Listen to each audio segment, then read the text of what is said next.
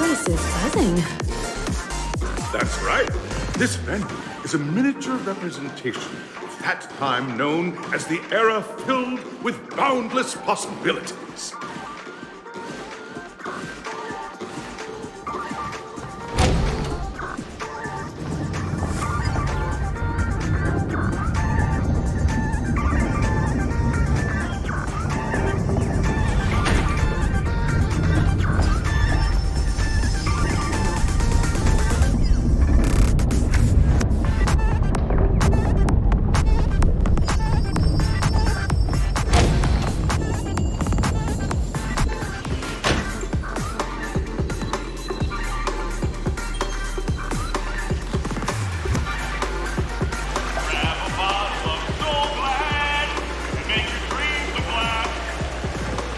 Nameless, your arrival reminds me of the grand occasion when Penacony was first established. I was still a young, bright-eyed lad back then, lured here by the watchmaker's ads, full of zeal and ready to make my first fortune in life. Once, during a particularly grueling day, I passed out and was resuscitated by a drink from Mr. Seaside. That sweet taste has since been etched in my mind, and that was what drove me to create the Soul Glad that we all know and love today. The dream-chasing era was truly a wondrous time. Oh, I miss those days, and the watchmaker. Scorched Sand Hall is my homage to that time of boundless possibilities. I wholeheartedly hope you make it to the finish and emerge as the next superstars of Penacony. Now then, is there anything you'd like to say before the competition officially begins?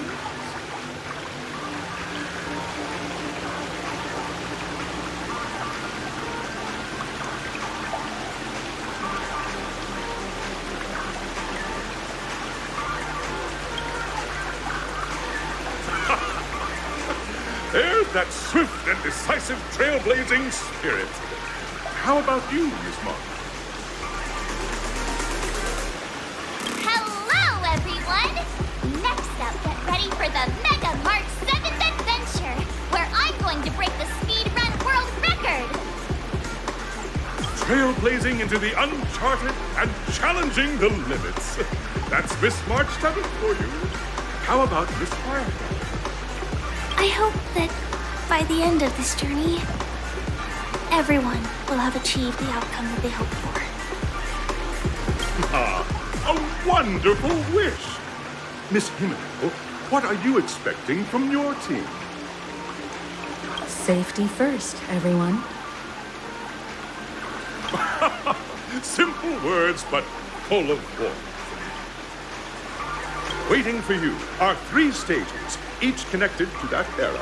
The first 2 stages offer 2 distinct paths to choose from, with unique challenges on each round. And in the last stage, you will face off against a champion who has defended the title to this very day. A beloved contender whose noble virtues are unrivaled. Those are the rules. Simple. Everyone clear? Now, I hereby announce that the 33rd Scorched Sand Festival of the 20th season, sponsored by Soul Glad Enterprises, has started.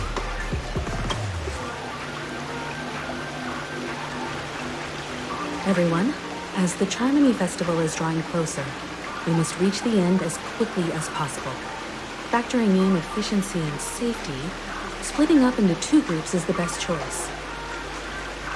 March and I haven't known Miss Firefly for too long and aren't overly familiar with her. It'd probably be better if the 2 of you paired up. Fine by me. Let's do it. All right. I don't have a problem with that.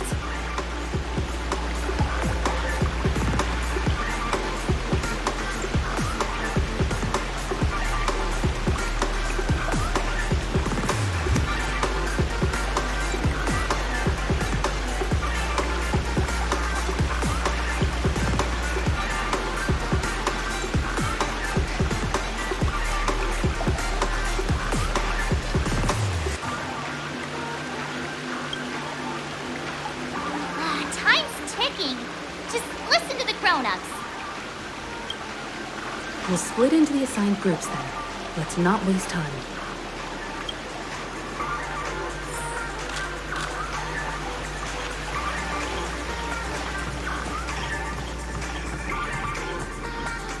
Welcome to the first stage of Soul Glad Enterprises' 33rd Scorched Sand Festival of the 20th season, Dream Play Fantasia!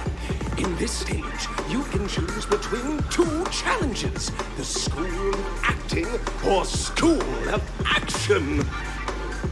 In the School of Acting challenge, you have to complete 3 performances from 3 scripts and move the panel judges. In the School of Action challenge, you have to defeat 3 groups of enemies convincingly and reach the end. Now, make your choice.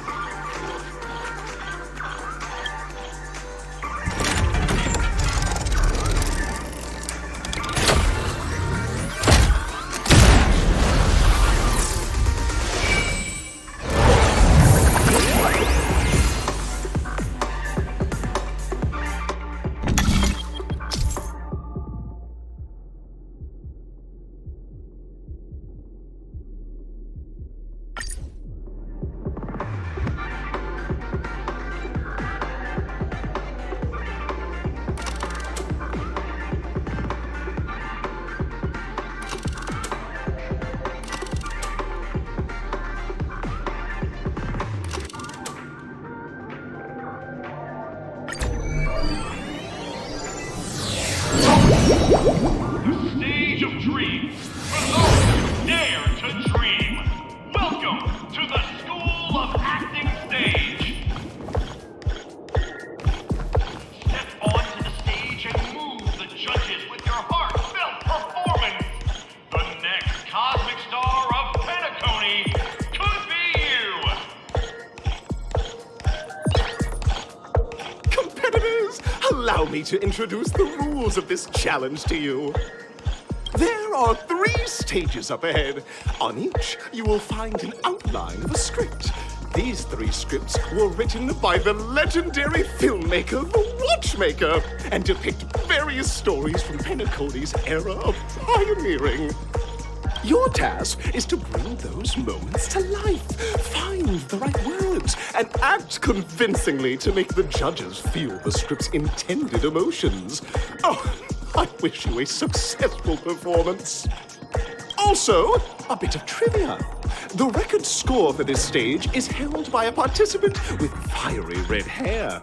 His exceptional performance brought even the strictest judge to tears. Looks like he wasn't even acting at all. We are running out of time, so let's get this over with quickly.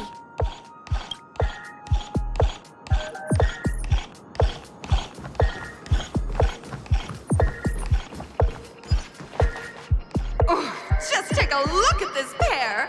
Such star quality. Since you've come as a pair, I'll prep a 2-person scene for you. You two, are you ready? Envision that you both, driven by the spirit of exploration, are arriving at the land of dreams that is Penacony for the first time. But instead of lush lands, you find yourselves amidst swirling sands and desolation, far from the paradise the Watchmaker described.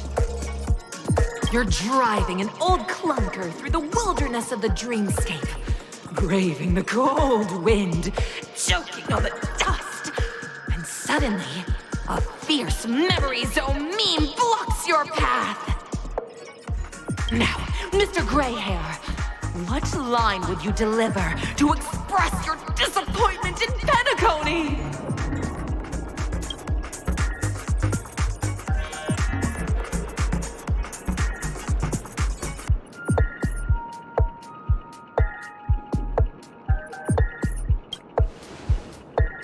Very good. Now, though you're disappointed, your screen partner is conversely very enthusiastic. Now, young lady, you will say... This is great! I love living on the wild side! Very good, very intense! And then we cut to the story's next scene. You find a job mending the rails, but the days are long and your endurance can't keep up, and you finally collapse in the endless expanse of desert. Suddenly, sweet rain falls from the sky, wetting your lips and rousing your spirits. Now, Mr. Greyhair, what line will best express your surprise at this moment?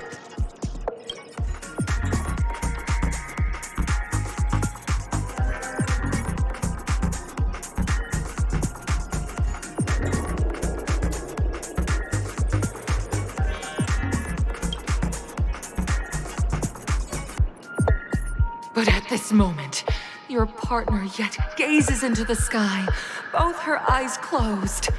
The raindrops fall, blurring her vision, and she tragically says, Perhaps we were never meant to succeed. Right? Fantastic! Both of you have an incredibly solid foundation in dialogue delivery. However, lines aren't everything in a performance. Please continue this story on the second stage. Up next, you'll be challenged with a body language test. I hope these tests won't take too long.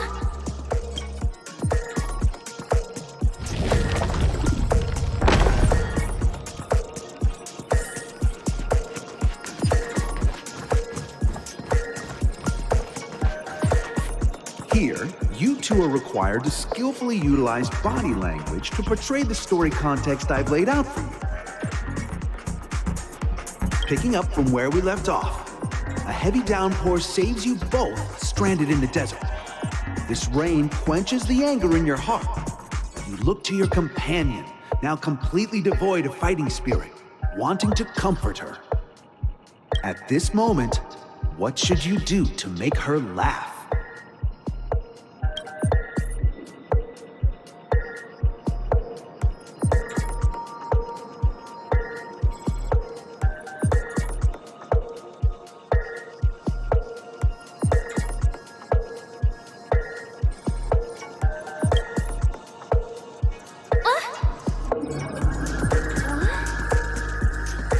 Right answer.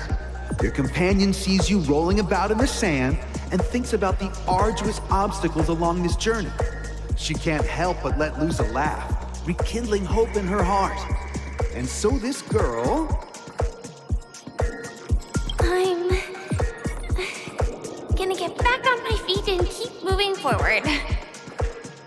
A tug at the heartstrings! The story continues to develop. The heavy rain leads you both to sense a business opportunity, so you start venturing into the umbrella industry. But just as the business begins to pick up, competitors start flooding the market with low-priced goods, squeezing your market share. You have no choice. The goods you stockpiled at high prices have to be sold at a loss. This is a pretty self-destructive move, which drives your business to the brink of bankruptcy. At this moment, what would you, who refuses to admit defeat, decide to do?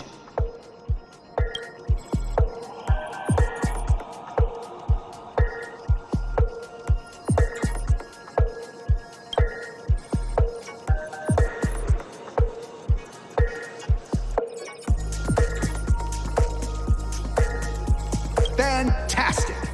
But it's a pity your friend does not agree. Seeing that you're up to your eyeballs in debt, she sees nothing but despair in her future. And then... I leave Penacony in utter disappointment. Is that okay? Of course! Absolutely! I was this close to tears! Both of you possess exceptional acting talent! However, the true test is yet to come. You're about to encounter the harshest judge this show has ever seen. You'll need to rely on perfect performances if you want to win them over.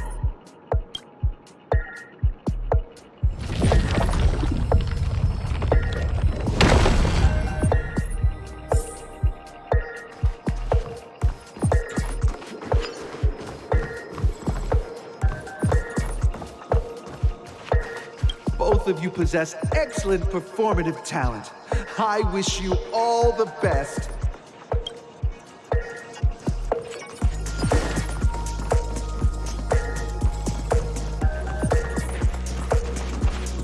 Welcome to the final stage. Actually, all the scenarios that you previously encountered were all from the film Once Upon a Time in Dreams. Two companions arrive on Penacony with nothing but a dream. Their desire for achievement is met with continuous setbacks. Ultimately, one continues on, despite spiraling into debt, while the other concedes defeat and leaves. Many years later, their paths cross once more in the thriving Penacony. Yet, they refuse to acknowledge each other because...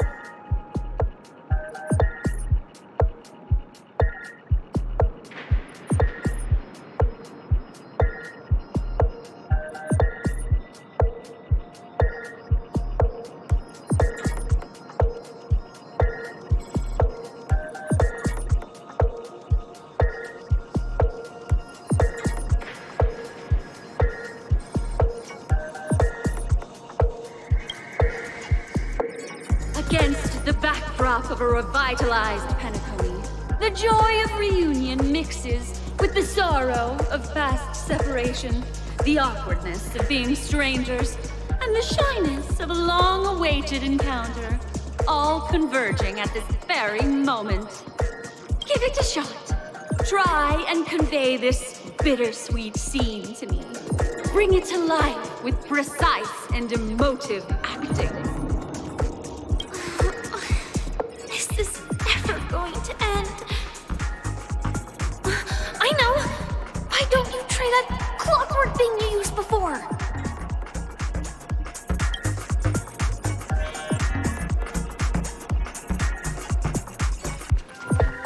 Your performance is far from satisfactory.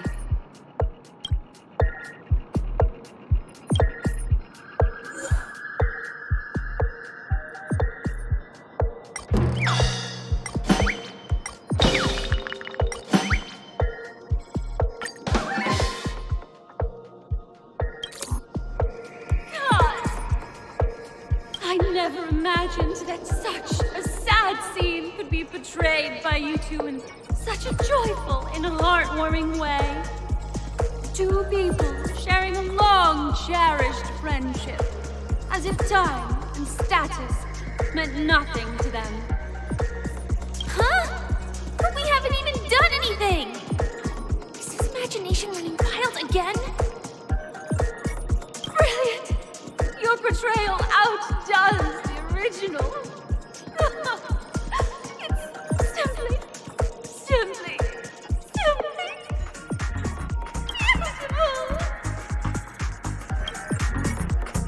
We have passed the test! We gotta hurry up! Stellaron is at stake.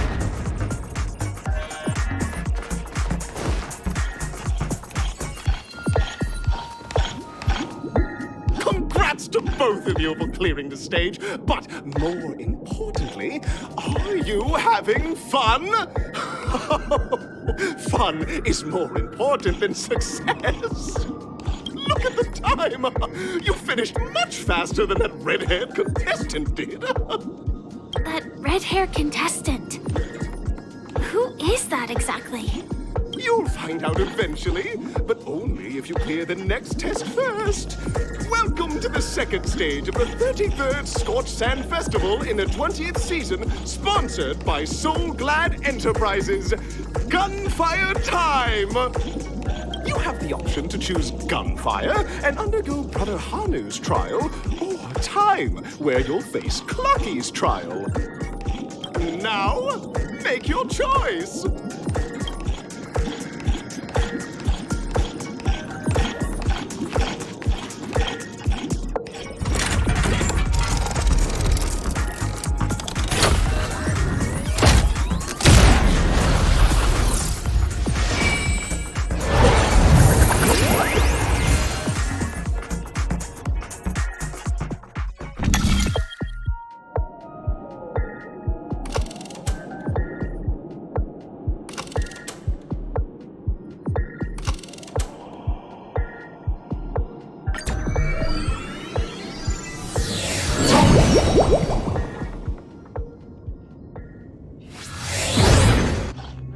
Dear friends, welcome to the enchanting universe created by the Watchmaker. Awaiting you is the morally dubious yet ever-charming character from the animated Clocky series, Hanu! It is said that these cartoon characters were inspired by the Watchmaker's own experiences. According to research by Clocky scholars, the original Hanu of reality shared a deep friendship with the Watchmaker, akin to comrades in arms. Enter into the world of Hanu via the TV by the entrance and partake in an enchanting and suspenseful story with him. Good luck in there. If it's a gunfire trial, we should be able to settle this with a fight, right? I hope this won't waste too much of our time.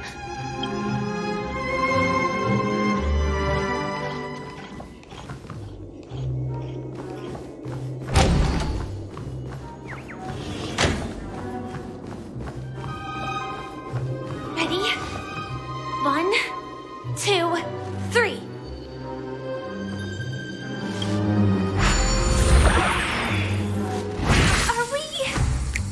Are we both in control of this Hanu character? Very good. Looks like you've got the hang of it. In this Hanu's Adventure episode, Boss Stone has gathered his battleships for an assault on Dreamville. Old Buzzfly, Cousin Wolf, and Bombhead are all raring to go.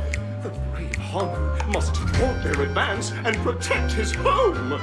Alas, Hanu presently is ill-equipped to fend off the malevolent mischief makers, which is why he is preparing to seek out the Puzzle Gentleman's aid. Go forth and speak to him.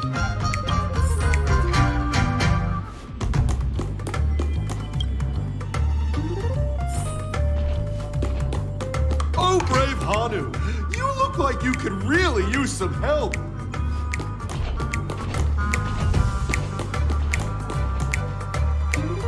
Long time no see, Hanu. You look pretty stressed out. How about an intense and thrilling game of Dream Jigsaw to blow off some steam?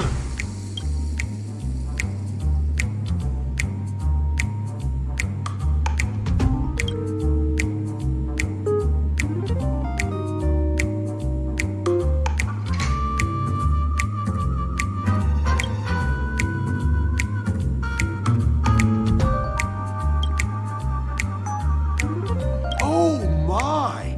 Are you telling me that Boss Stone has rallied the villains to seize Dreamville? What a dreadful twist of fate! Listen closely, Hanu. I'm aware you're in need of a suitable weapon. And I also know there's one just upstairs.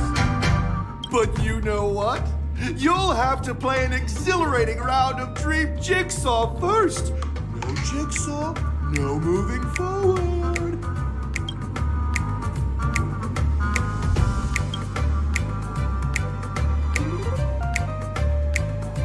Now scurry along, Hanu, but tread carefully. Two ne'er-do-wells are also eyeing those jigsaw pieces. Either outsmart them with the quick knockout, or ensure they don't catch you in the act. I can't wait to see you finish the dream jigsaw. Best of luck, Hanu. Let's stay alert and make sure those monsters don't spot us.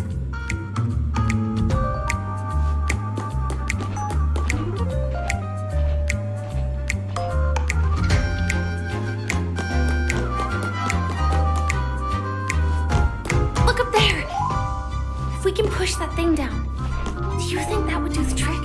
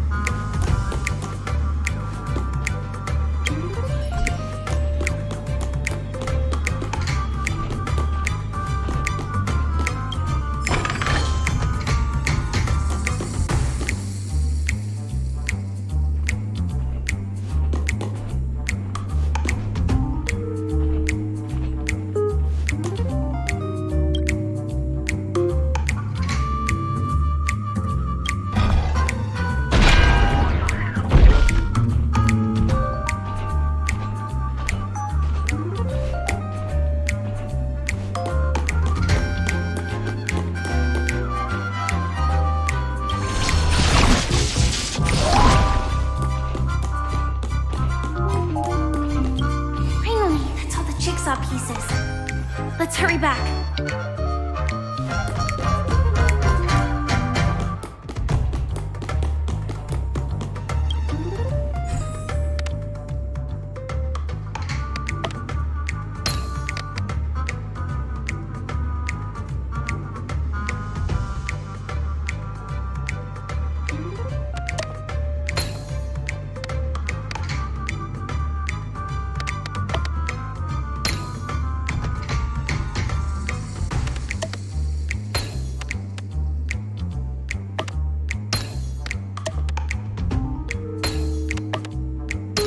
Oh my!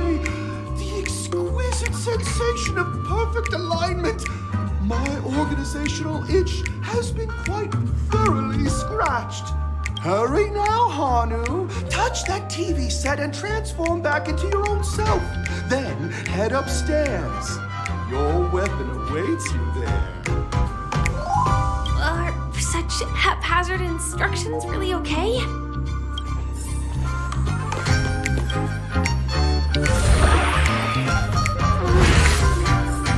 Disconnecting from that thing so suddenly has left me feeling slightly disoriented.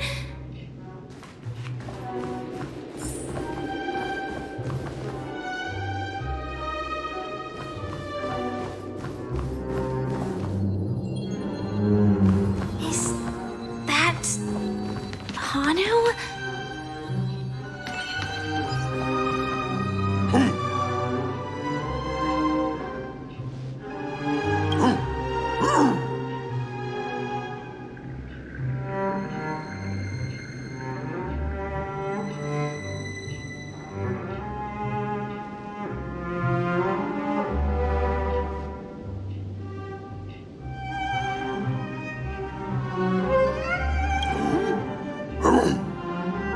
What exactly is he talking about? It's time for me to make an appearance!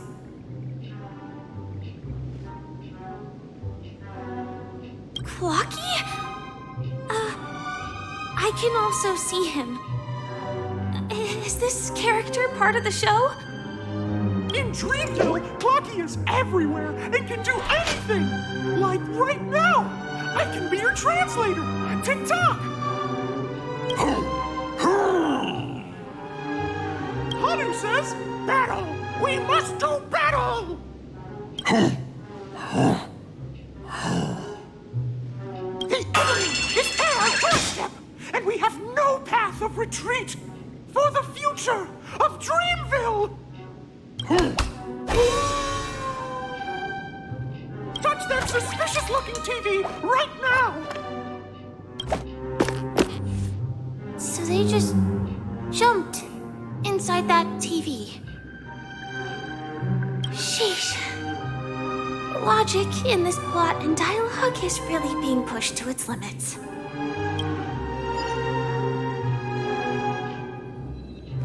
Well, here we go again. Ready?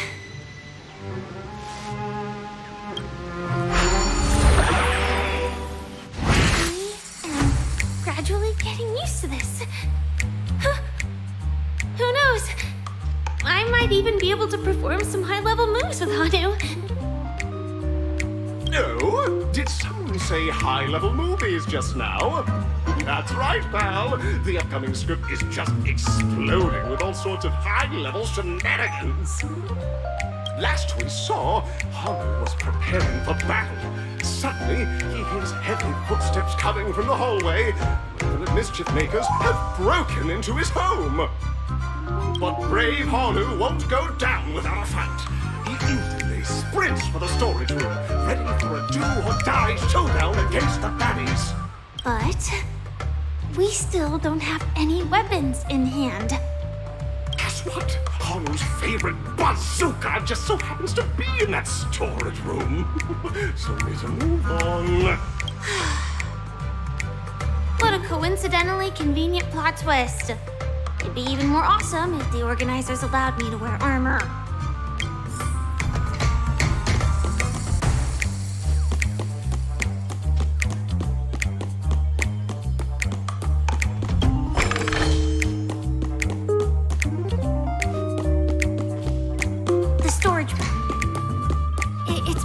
shelves, right?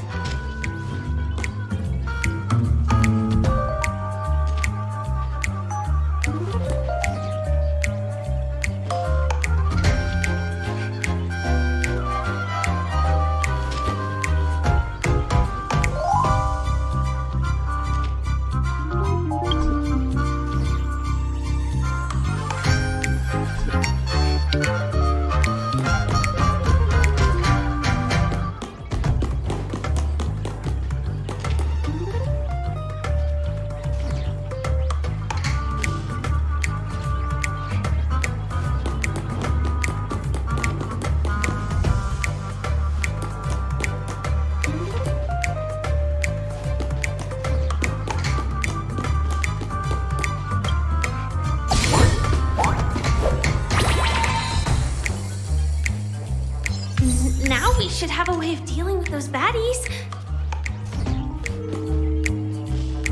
This thing feels just like the soaring locust too.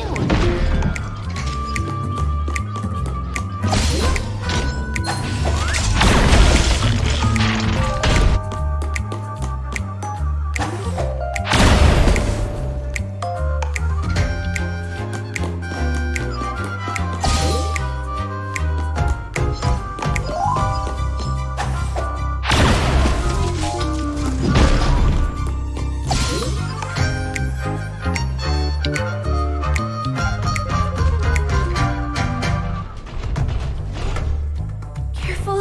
It looks like we've got more company. Get ready to fire!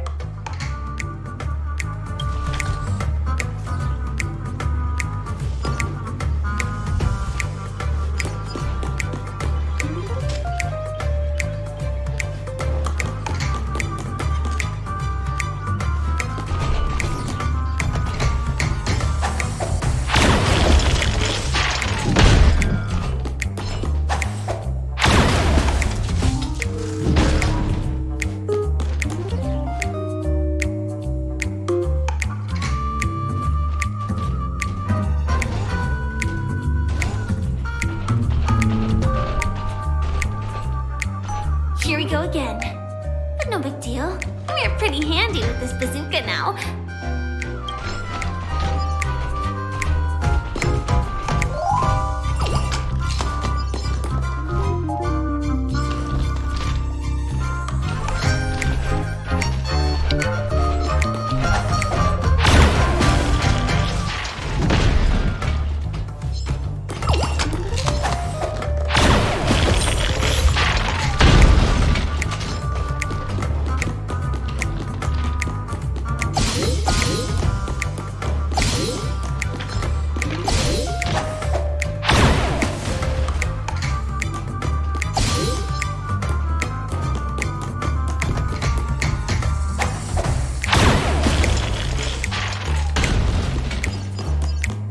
Should be all of them, right?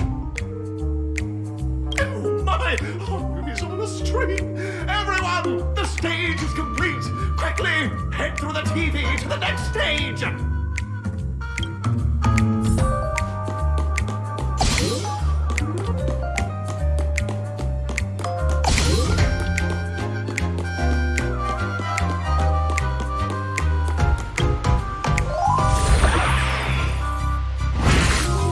Well, that's that. But it is gonna be hard to let go of this bazooka. Never mind.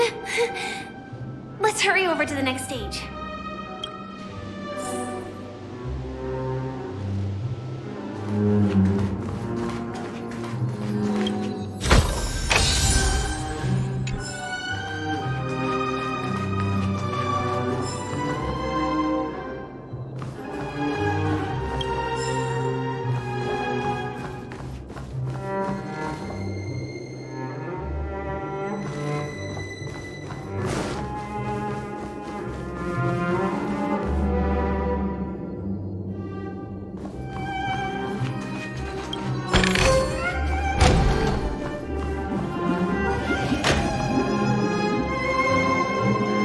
Congratulations to both of you! Oh, you've overcome all obstacles and proven yourselves.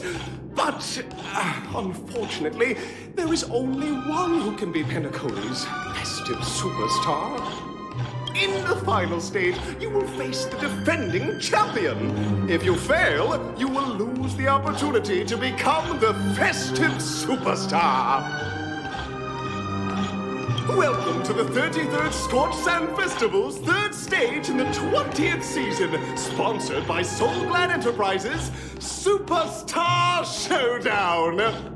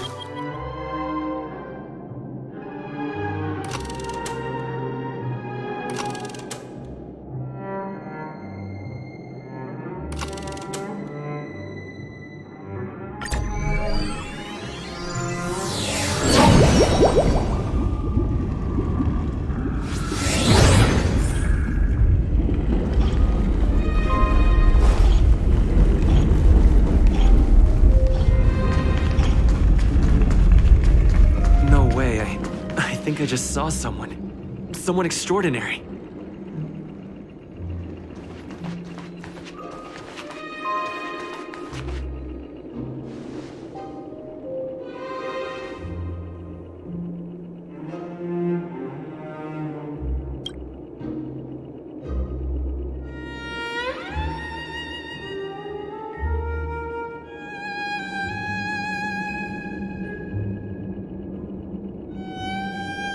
Are you a Knight of Beauty?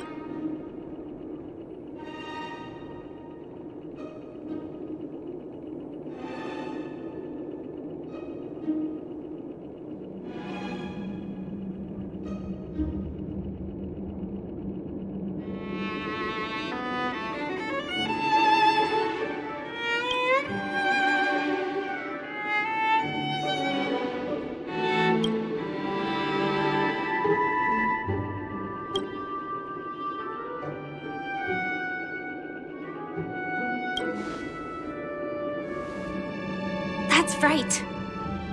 This magnificent dream is built upon the Stellaron and the countless sacrifices of many people.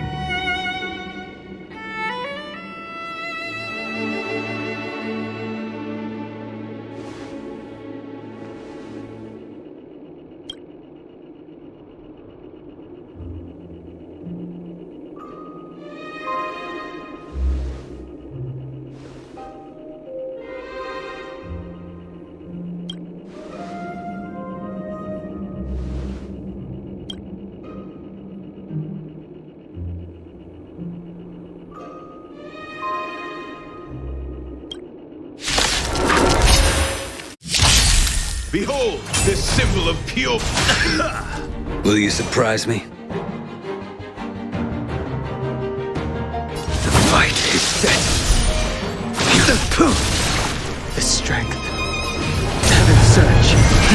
Rise! Awaken, dormant skin. World-cleansing dragon.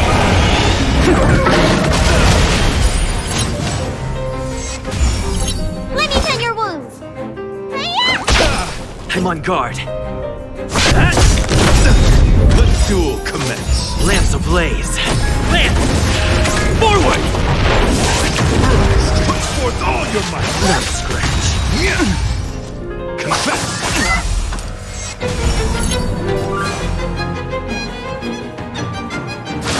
I sense a storm. That paradise, savor it for me. The flesh wound. Heaven surge. Break!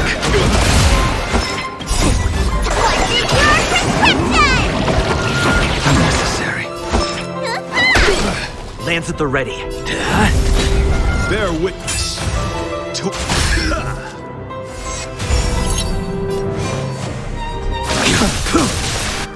Fail to stand The flesh wound. You are fighting a gentleman. Pledged on your.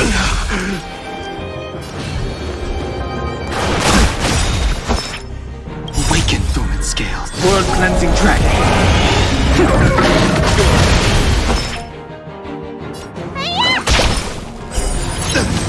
I'm on guard.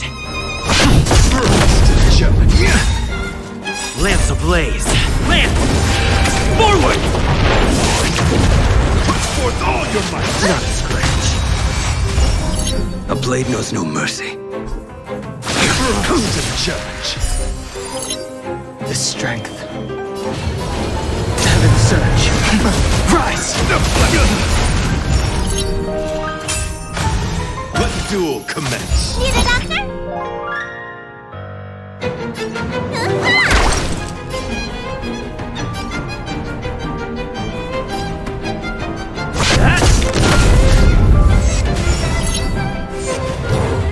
Confess. Put forth all your might. Fail to stand you. Savor it for me. The flesh wound.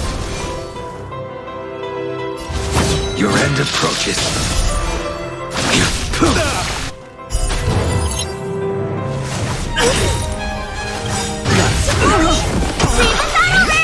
The dragon will always return. Not a threat.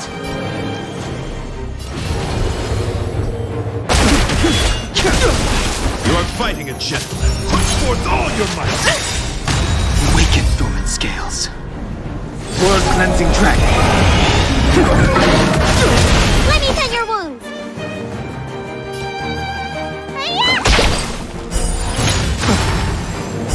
Rise to the challenge. Lance ablaze. Lance! Forward! Bear witness to what duel commence. Heaven surge. Break! The flesh wound.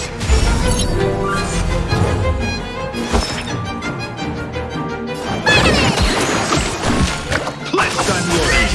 Put forth all your might.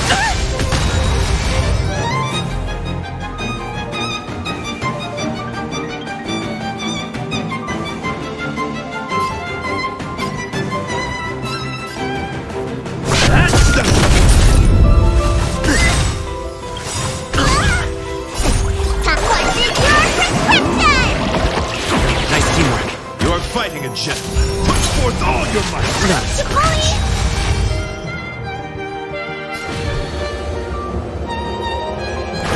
Rise to the challenge. Awaken, dormant scales. World-cleansing dragon. The flesh wound.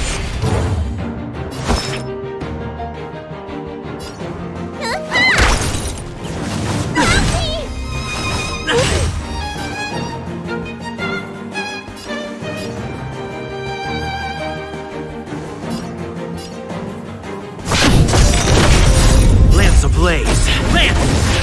Forward! Let the duel commence.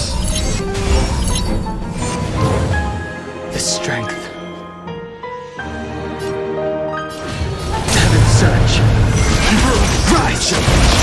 Confess. Put forth all your might. Not a scratch.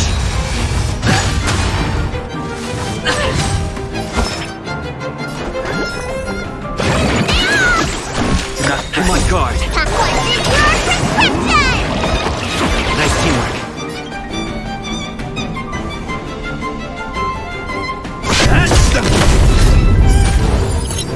You are fighting a gentleman. Put forth all your might. Not a scratch.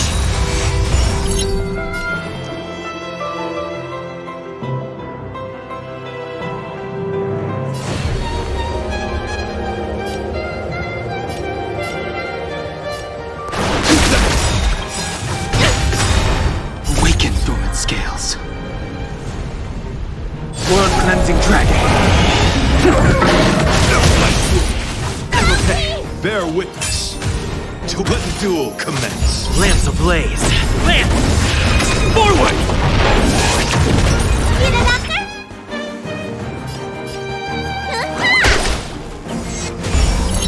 Lance at the ready.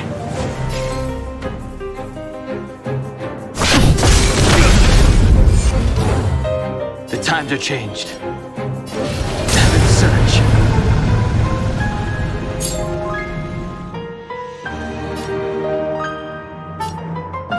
Rise to the challenge. Confess.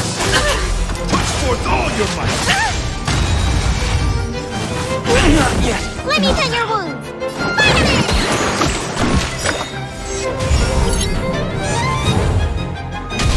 You are fighting a gentleman. Put forth all your might.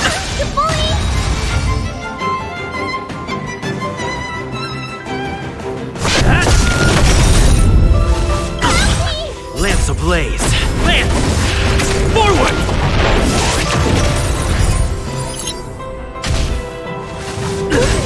Behold, this symbol of pure. Let the duel commence. Need a doctor?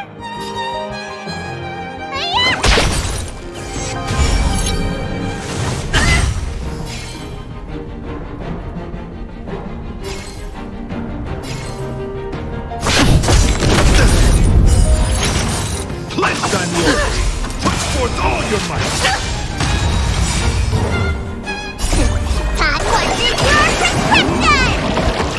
Nice teamwork.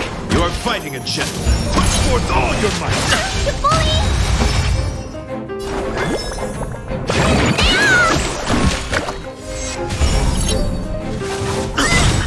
Lance ablaze. Lance! Forward!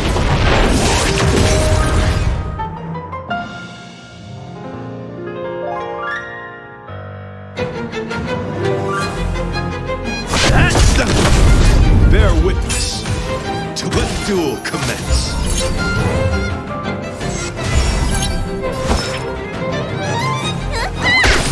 Confess. Put forth all your might.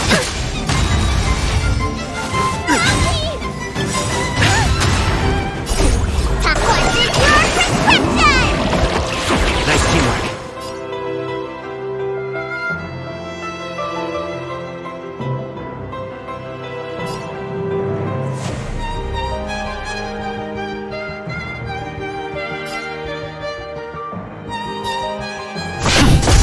Rise to the challenge. You are fighting a gentleman. Put forth all your might. Not a scratch. Let me tend your wounds.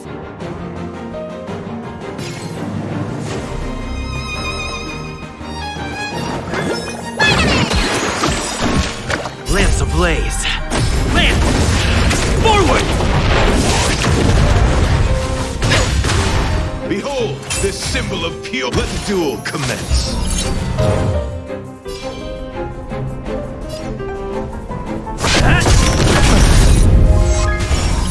Pledge thine loyalty. Put forth all your might. Not a scratch. Need a doctor? Time for your prescription! Nice teamwork.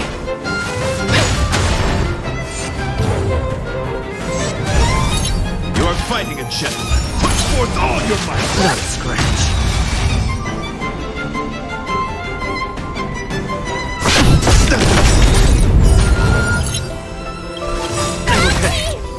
ablaze. Lance! Forward! Bear witness to let the duel commence.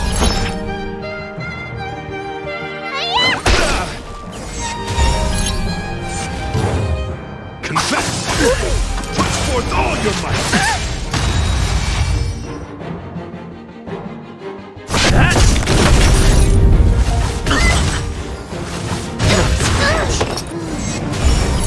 You are fighting a gentleman. Put forth all your might!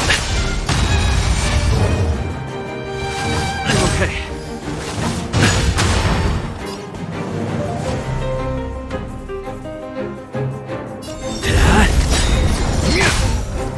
Let the duel commence. Pledge thy loyalty. Put forth all your might. I have to keep going.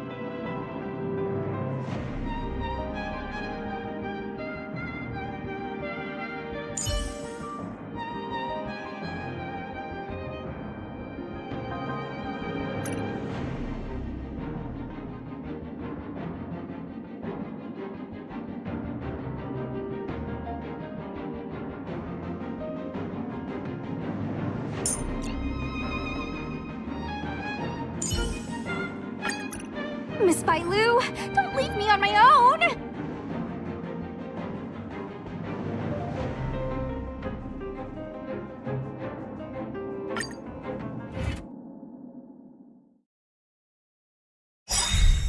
Behold this symbol of pure beauty!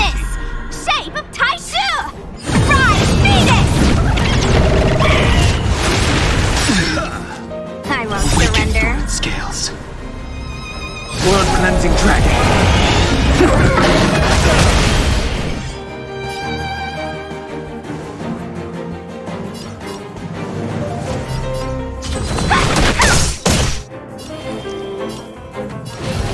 Heaven surge. Rise! Need a doctor? A flesh wound! Rise to the challenge. Confess! Put forth all your might! You bully! Lance ablaze. Lance! Forward! Let me through! Rise to the challenge. Pledge thy loyalty. Okay.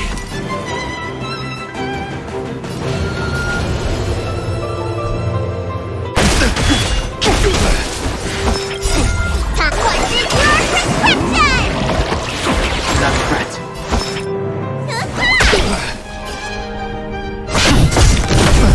Bear witness to... Take this! Shape of Taishu! Rise, Venus!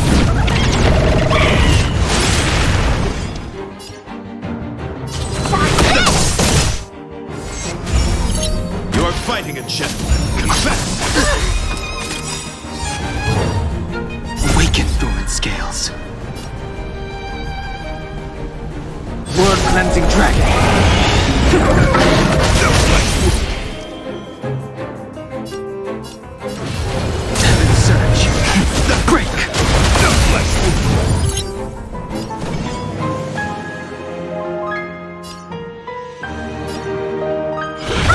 Let me tend your wounds!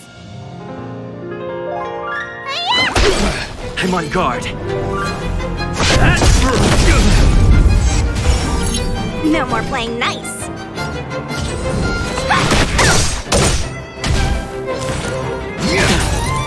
Put forth all your might! You bully! Lance ablaze. Lance! Forward!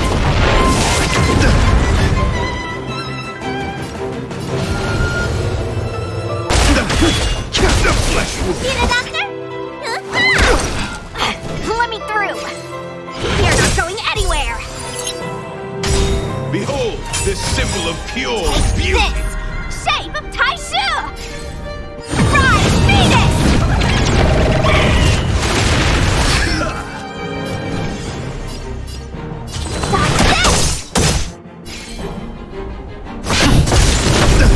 Want to see what I can do?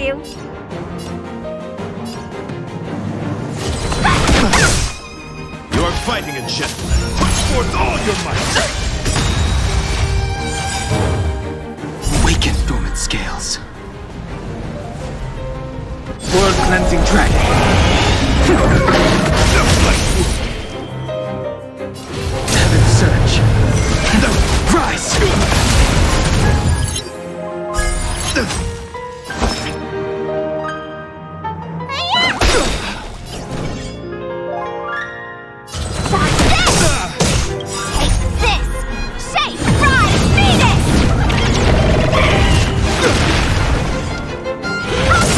Lance at the ready.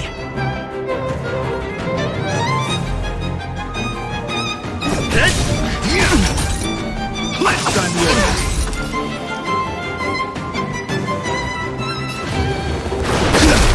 Bear witness to... Let me through.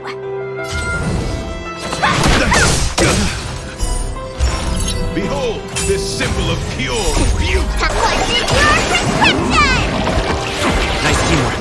Let the duel commence. Let me tend your wounds. I'm on guard.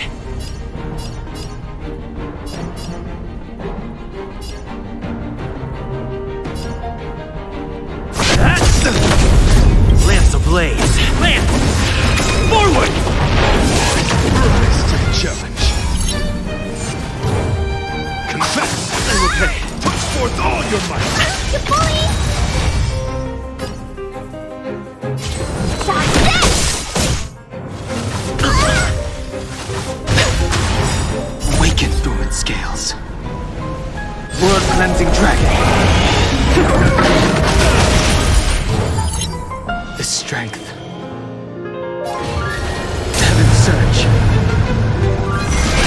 Rise! You are fighting a gentleman. Put forth all your might. Not a scratch. Take this shape of Taishu! Rise, Venus!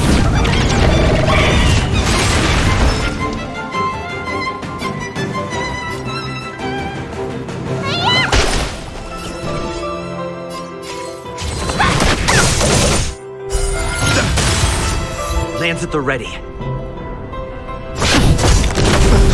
Want to see what I can do? Shot this! Bear witness to let the duel commence.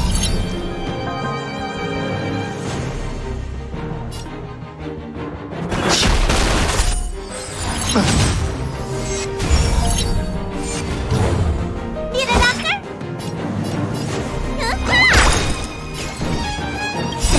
According to your prescription! The best.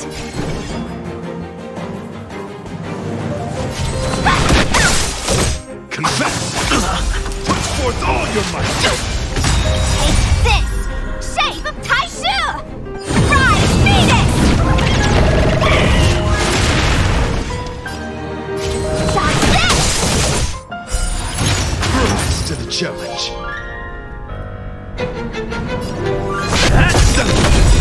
Lance ablaze. Lance! Forward!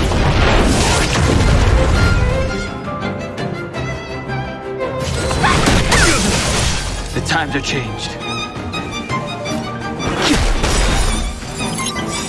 Awaken dormant scale. World cleansing dragon.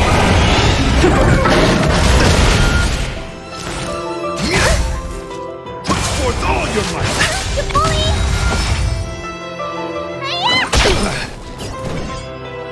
Rise to the challenge. Behold, This symbol of pure... You're fighting a gentleman. Heaven surge. Break! Let me through! Take this! Shape of Kaishu! Rise, Phoenix!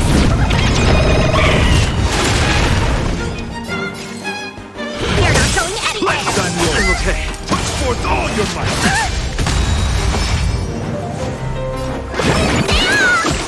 You're the best!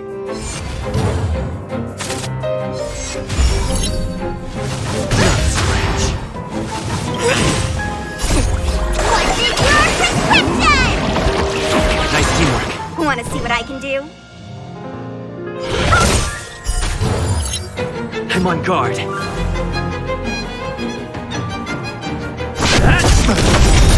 Lance ablaze. Lance! Forward! Rise to the challenge. Let the duel commence. Put forth all your might. Sense a storm.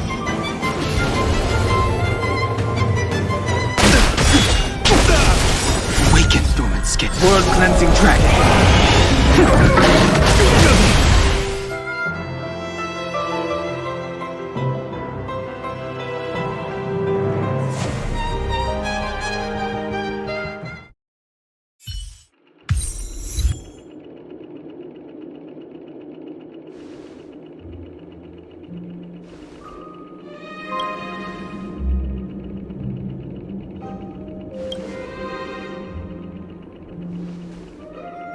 We don't have much time.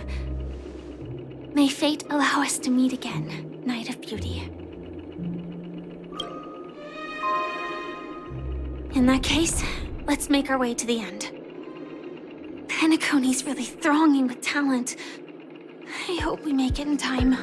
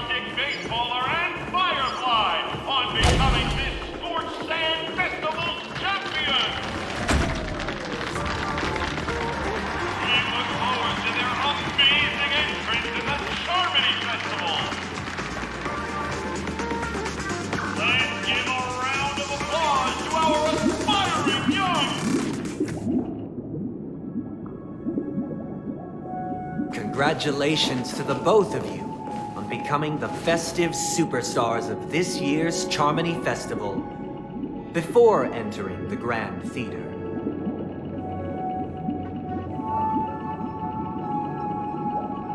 I, on behalf of the organizers, extend my sincere congratulations to you, wishing you joy under their radiance.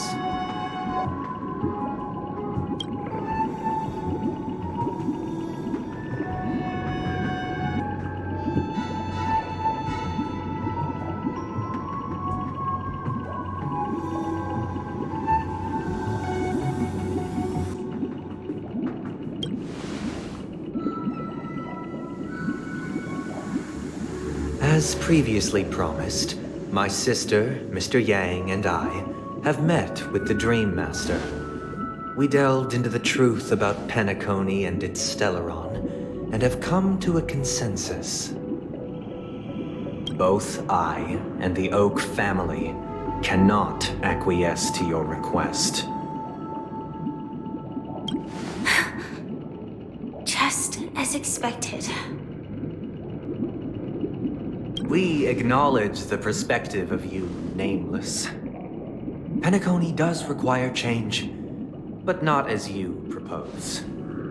The planet of festivities cannot and will not revert to a place characterized by chaos, disorder, or anarchy.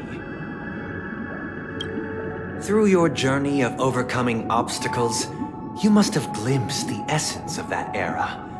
The vulnerable ruthlessly eliminated, equality non-existent, common folk living precarious lives, eking out a dreary existence. Ultimately, only heroes like yourselves manage to achieve success. But I would dare ask, if you did not possess the special status of having a Stellaron, and you were but an anonymous and frail member among the masses, which Penacony would you prefer? A dystopia for the survival of the fittest, or a sweet dream paradise for all?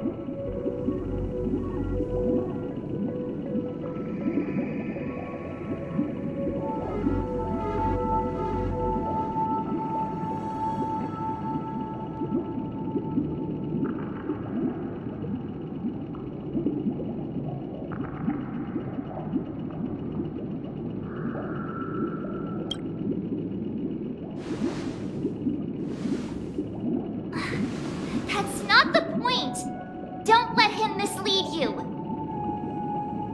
Mr. Sunday, even if the members of the Oak family can't fully agree on what to do about the Stellaron, now's not exactly the time to be holding an extensive discourse about Penacony's past and future, is it?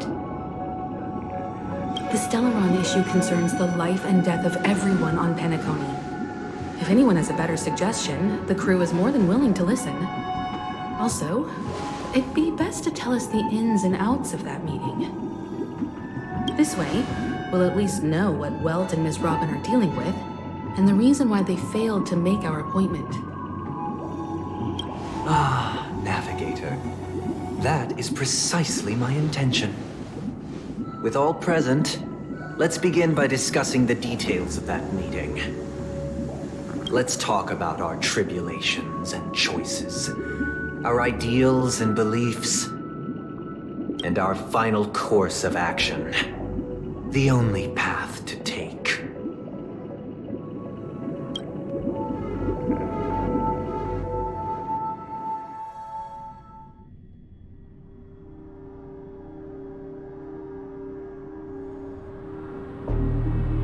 You mean to say that for the longest time, there have been scoundrels who would use this Charmity Festival that I have bequeathed to the masses as a tool to realize their ambition? Indeed, Dream Master. Once the Charmony Festival begins, the Stellaron's powers, along with the song, will be broadcast across the entire planet of Penacony. And then everyone in their dreams will be unable to awaken. This is indeed surprising to me. The dreamscape is maintained by the collective effort of the 5 families. If someone were to use the Charmony Festival to recklessly disseminate the power of the Stellaron, this individual must hold a position of great authority. Do you have any suspects? I'd like to ask, did you really not know of the Stellaron's existence? I would have never thought that this nameless would point the spear at me. Quite astonishing indeed. If I have offended, the Astral Express extends its sincere apologies. But the current circumstances are dire and leave no room for meticulous inquiry. We're doing this out of concern for the dreamscape's safety. So, if you could, please alleviate our concerns. Dream Master, it's just to prove that the Charmony Festival has nothing to do with the Stellaron. If we're being overly cautious, I will return to the stage to offer tribute in song, just per the arrangement.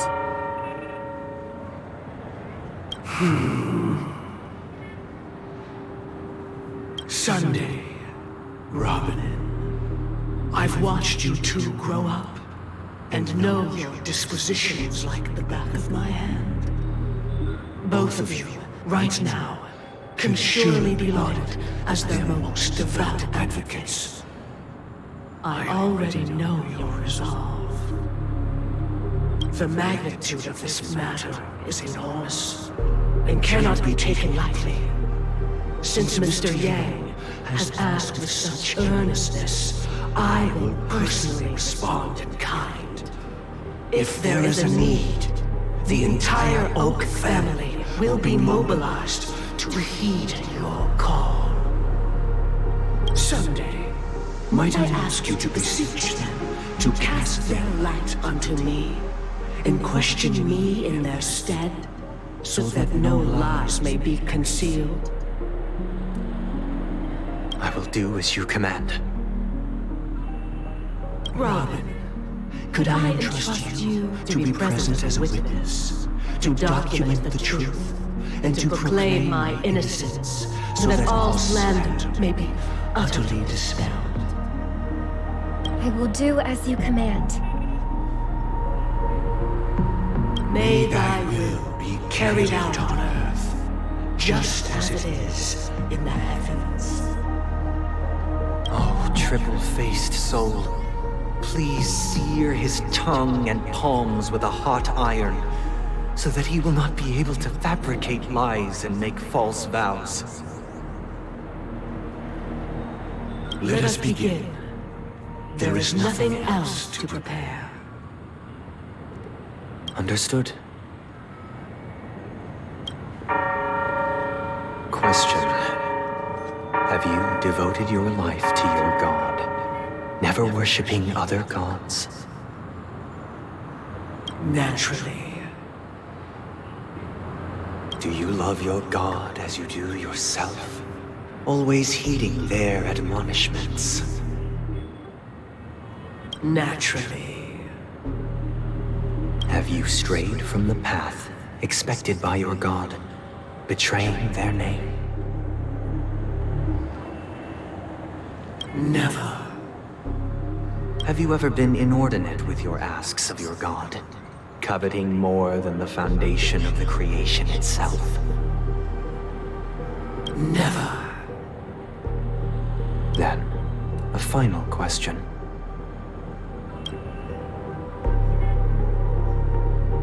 Do you swear to fulfill all vows, past, present, and future?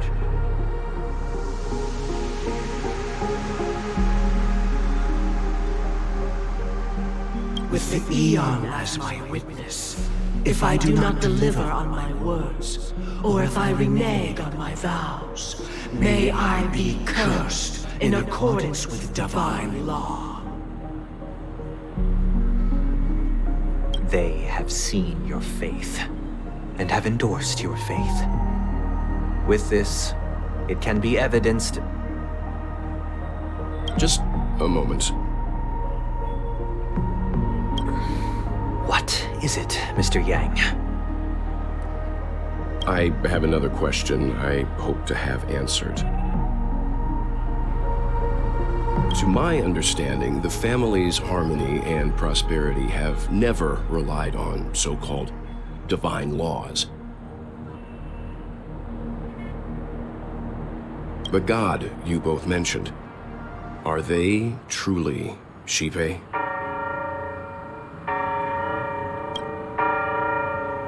Mr. Yang should know that those belonging to the family toil together as if they were kin, embracing solidarity and unity under their light. All duplicity is laid bare before the harmony. Such a delicate and complex symphony. Which other god could perfectly harmonize this, if not for the Great One, Shipe? Perfectly harmonize it. Therein lies the problem. It isn't an outsider lurking in the shadows who changed the harmony, but a dissonance that has surreptitiously emerged from within this very symphony itself. In the distant past, there existed an eon. With one flick of the wrist, they crafted the laws of the cosmos. Their followers formed the Beyond the Sky Choir, spreading solemn and reverent hymns throughout the universe. Later, they fell. The route traversed by this eon clashed with the harmony, ultimately being absorbed and fused into it.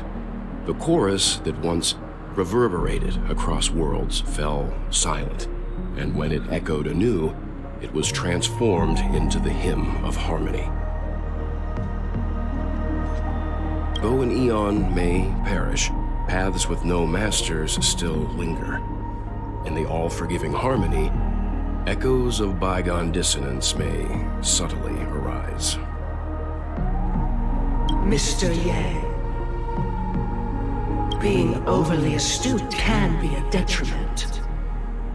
Especially when you find yourself alone and without allies.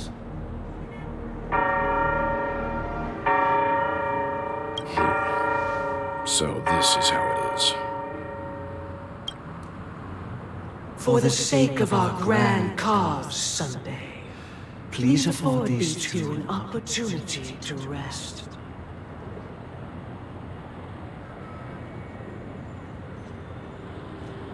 What?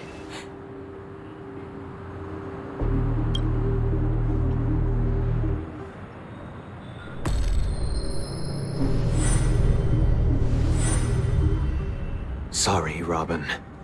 It's just you. I did not wish for you to know this. It's a pity that things have turned out this way.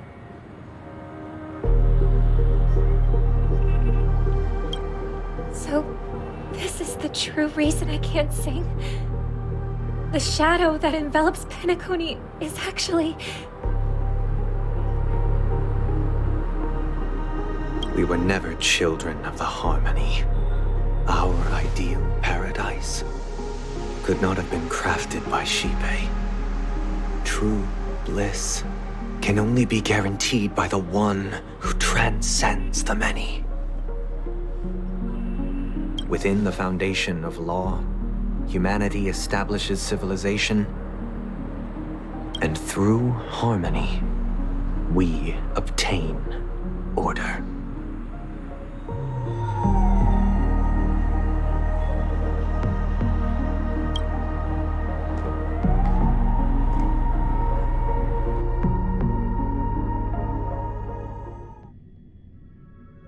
Unbelievable. To think that there would be remnants of the Order on Penacony. What have you done with Mr. Yang and Miss Robin? Don't worry. I just gave them some time alone to ponder their fates. You should know that these actions make you an enemy of the Astral Express.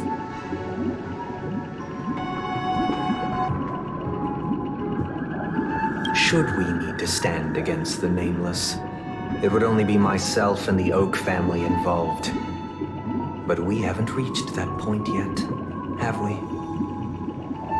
Your efforts for the justice of Penacony are evident to everyone, and have been widely observed.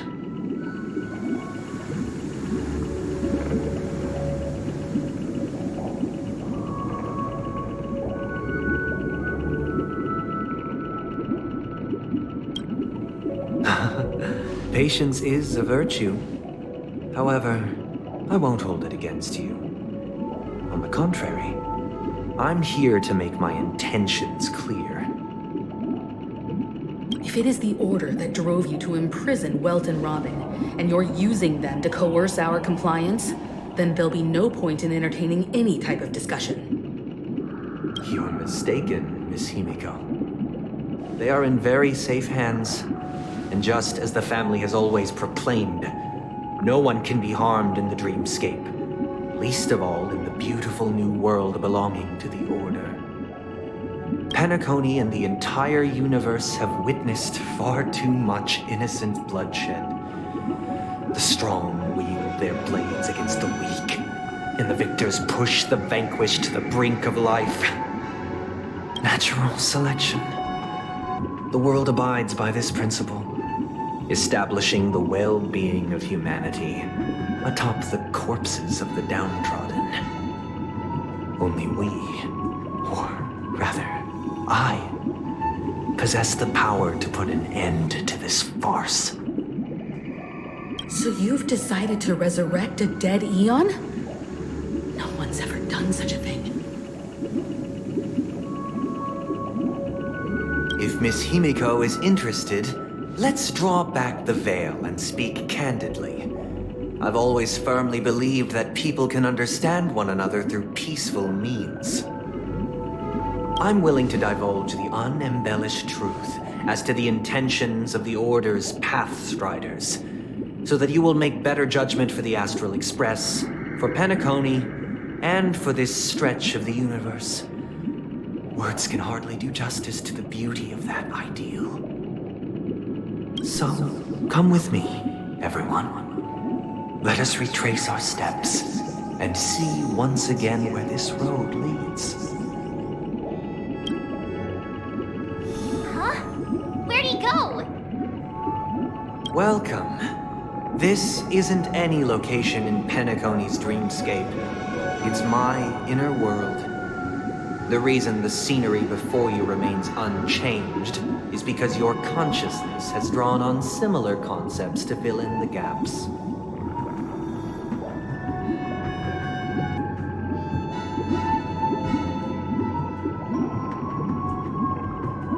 Did you do the same to Welt?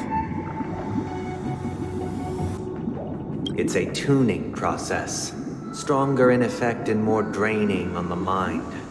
The gray-haired guest has experienced it before, so he should understand what it entails.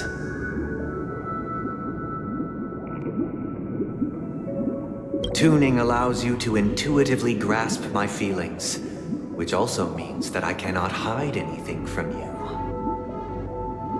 Now, everyone, please look at the huge screen. The road we once took begins here. From this point on, you will witness the numerous decisions I've faced. I've selected a portion of these to share with you. I believe after going through similar predicaments, you'll be able to better understand my thoughts. Let's begin. The first decision. A story about a baby bird. This story happened when Robin and I were very young. We were victims of the Stellaron disaster, and the family's Mr. Gopher Wood, who would later become the Dream Master of Penacony, saw that we siblings had no one to turn to and took us in.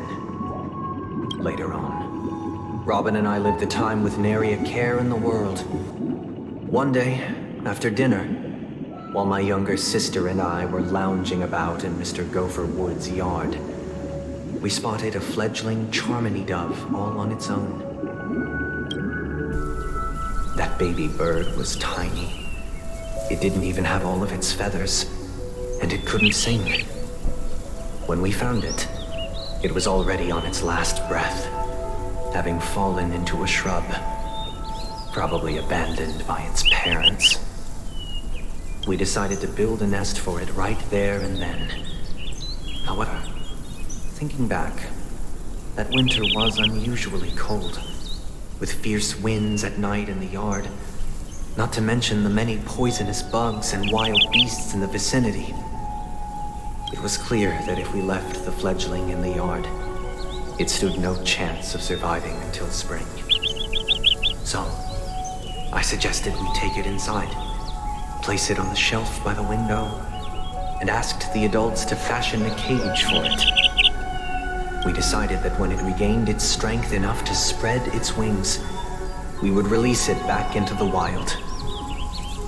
The tragic part, something that we'd never considered, was that this bird's fate had already been determined long before this moment.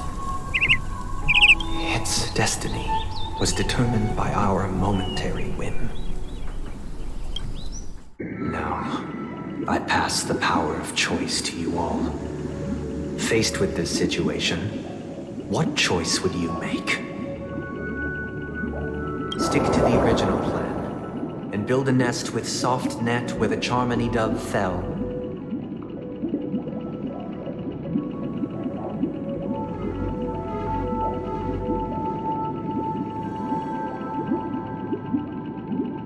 Or build a cage for it, and feed it, giving it the utmost care from within the warmth of a home. I eagerly await your answer.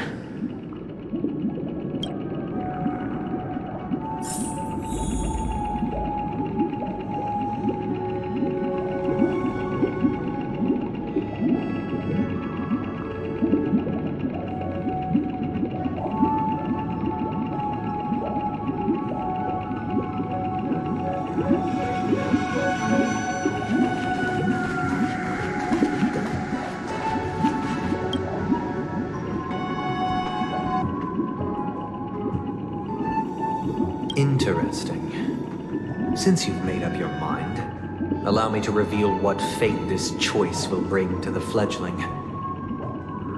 From what I've observed, there are at least 3 predators in that yard that prey on small birds. The Vossicle scorpion, Asdana wolverine, and the Huntington winged snake.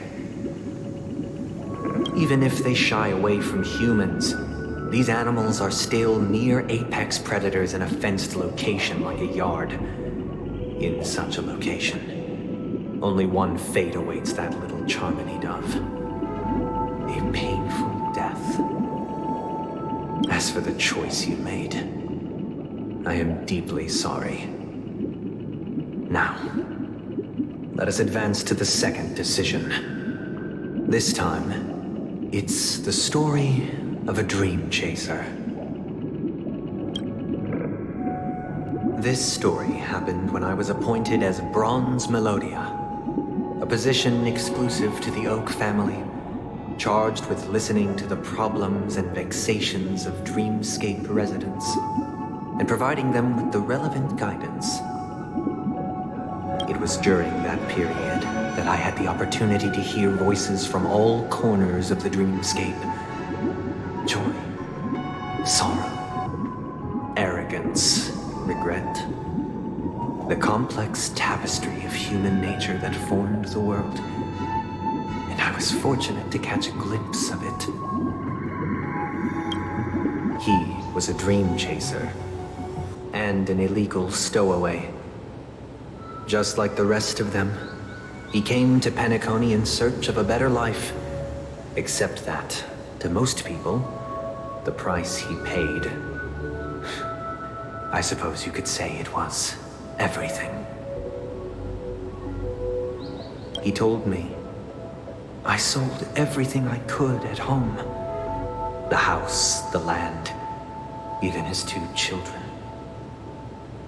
He said he could not afford to raise them, and that at least they could eat if they lived as slaves. He had a plan in place. He would buy back his children once he had made his fortune, and enjoy Penacony's beautiful dream with them. Alas, his plan to smuggle himself was somewhat clumsy, and he was sniffed out by those pig-headed hounds. After hearing the Dream Chaser's story, I immediately appealed to the Bloodhound family to cease their pursuit.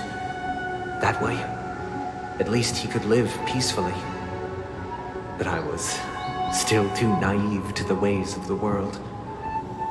I did not anticipate that what I thought was a kind gesture would later lead to dire consequences.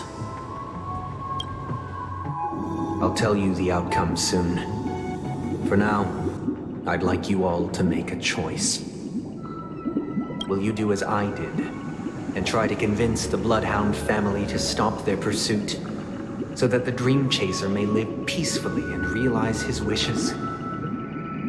Or will you remain silent, leaving him to languish while the hounds are hot on his heels until his inevitable judgment arrives? I look forward to everyone's decisions. Who knows? Perhaps they might even alter the outcome of this tragedy.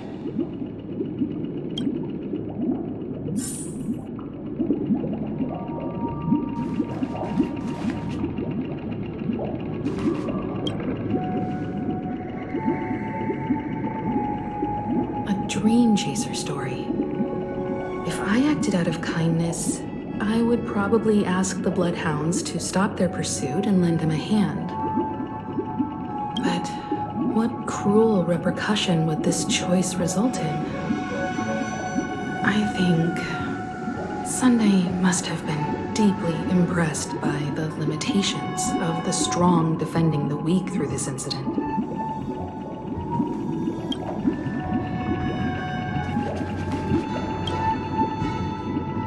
This question... Surely it has some connection to the baby bird story. And this connection is precisely the breakthrough Sunday aims to use to persuade us. I'd probably choose to ask the Bloodhounds to cease their pursuit.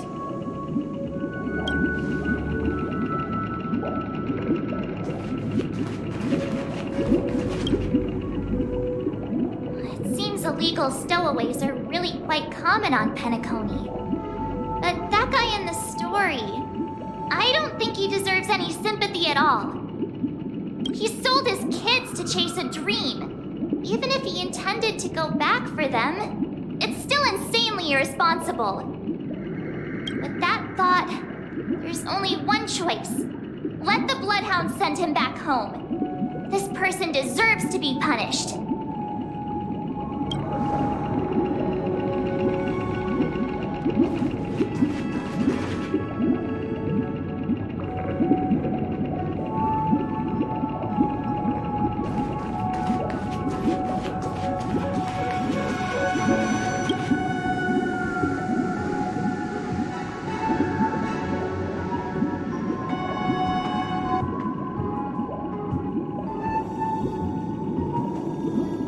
It seems you, like me, are pondering whether a different choice could have led to a better outcome. Sadly, his fate would only be more tragic.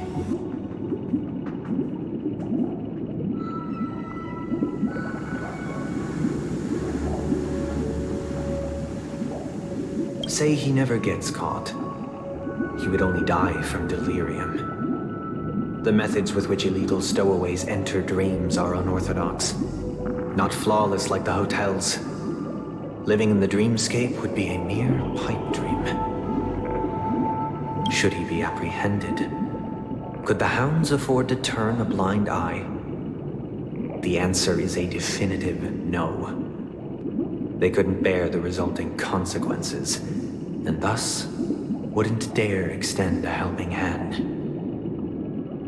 As to your choice, I once again offer my heartfelt apologies. Next comes the third and final decision. And the story this time is my own. This story happened the day I was appointed the Oak family head. At that time, Mr. Gopherwood was the current Dream Master, and as per his wish, we had a private conversation. What surprised me was that the Dream Master had only come to deliver a letter to me. He let me read its contents, and it was a letter from my sister. The letter contained the usual pleasantries, anecdotes from her travels. Nothing out of the ordinary.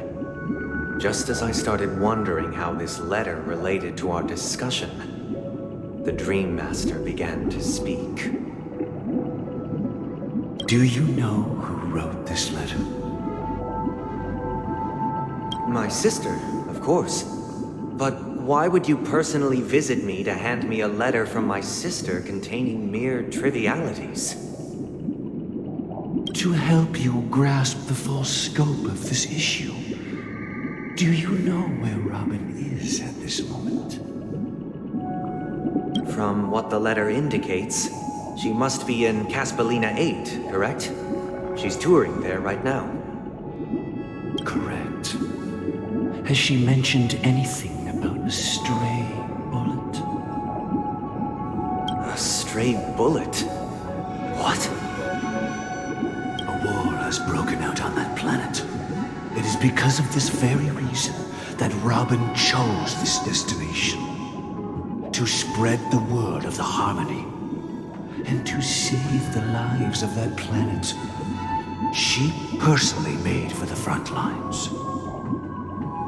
She hoped to ease the people's suffering with song, and was willing to brave mortal danger to deliver the IPC's medical supplies. Unfortunately, stray bullets show no such compassion. Is she all right? If the operation was successful, she should probably be recovering in the field hospital. By the eon above, the bullet struck her neck directly, yet possibly as a reward for her consistent deeds of harmony, it didn't hit any vital arteries. Once you've attended to your outstanding tasks, it'd be advisable to write her back as soon as possible. Those damned savages! I'll pack my bags right away. My gratitude for bringing this to my attention, Mr. Gopherwood. Now you understand why she always wears such elaborate neck ornaments, don't you? How could this happen? Miss Robin. It's all in the past, so please don't worry. I share this in the meager hope that you will understand the Harmony's limitations and predicament. As grandiose as the strong defending the weak sounds, many times, it is nothing more than wishful thinking. Likewise, I've prepared one last question, one last choice. But rest assured, this choice will not have any grave consequences. Because this is merely a figment of imagination, a nightmare that has haunted me through countless nights. If you ever had the opportunity to make a choice like I did, would you still support Robin's journey on the path of harmony?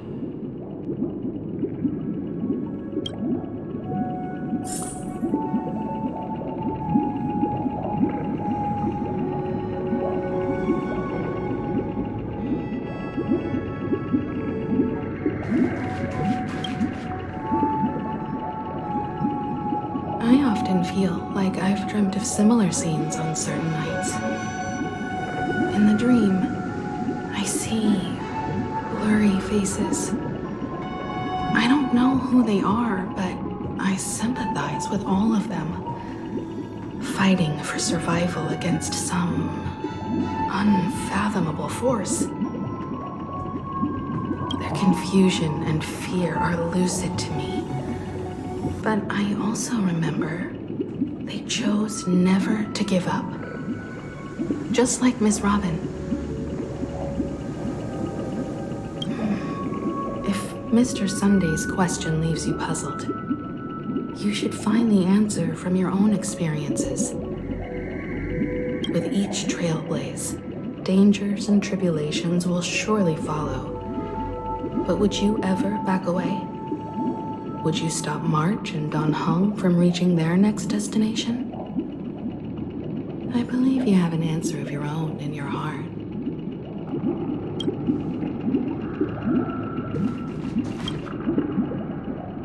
Miss Robin's courage is admirable. And here I was thinking she was just another superstar celebrity. But the fact that she's also Mr. Sunday's younger sister? No, I doubt he'd wish harm on his own flesh and blood, no matter how grand the ambition.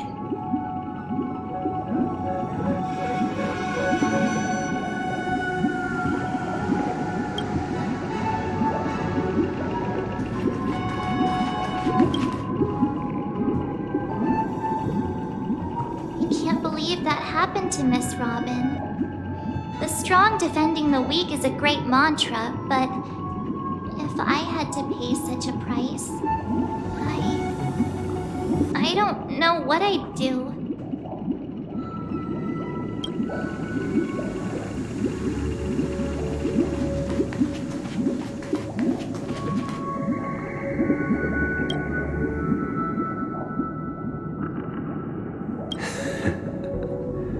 I see.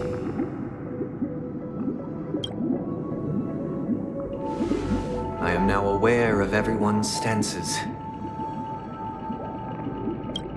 Raising these questions merely serves to illustrate one point. The plight of Penacony cannot be salvaged by the Harmony. The true foundation for a sweet dream paradise can only be established through the order where the strong govern the weak. I know the suffering of being tormented, the turmoil of losing your way, how sorrow and even despair set in when matters don't work out. All of this causes me unending pain, because this is not what happiness is at all.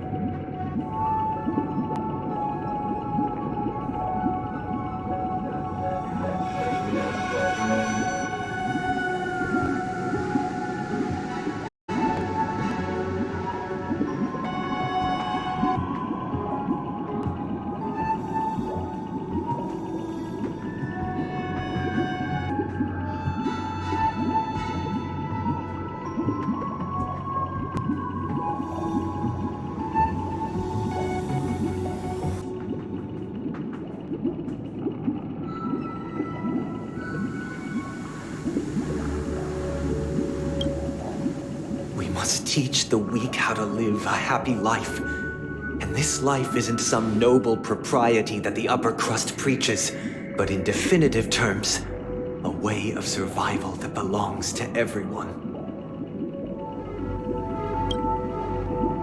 So what is your definition of living a happy life?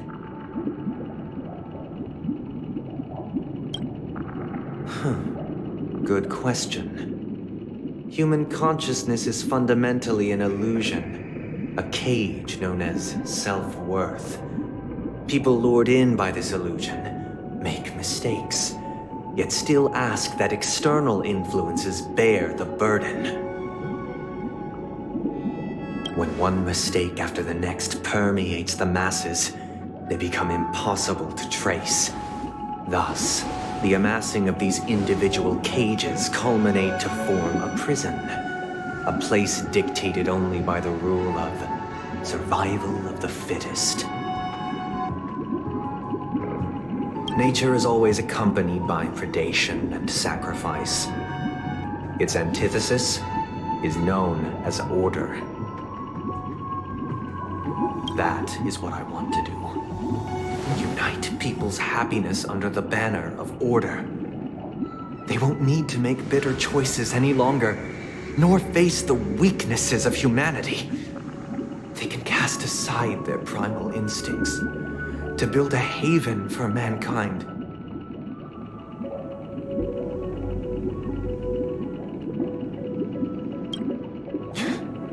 Simply describing thoughts is far too abstract. So allow me to provide a simple example.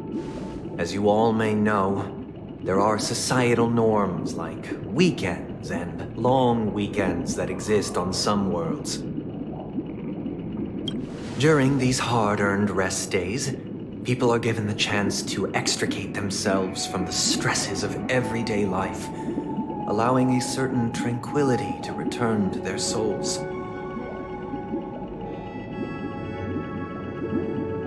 And it is only on these days that people do not have to adhere to the law where the strong prey on the weak. They can live out their lives happily during these brief intermissions. It's just a pity that 2 or 3 days are still too fleeting compared to the span of a lifetime. From where I stand, society's ideal system should be 7 rest days.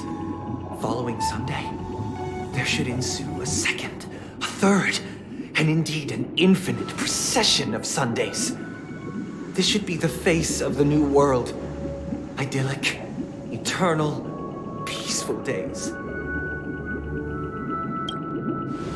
And thus, every person can return to their base selves in this utopia.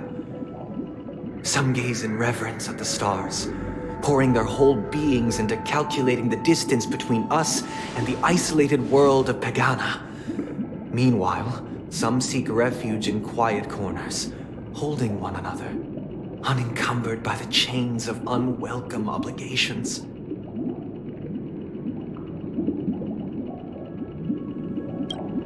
There would be no need to bear the hardships of reality. Only in this way can humanity face the inevitable end with the purest of spirit, living a life of dignity. This is what it is to live in bliss. Miss Firefly, you who are stricken with entropy loss syndrome, you of all would surely understand this.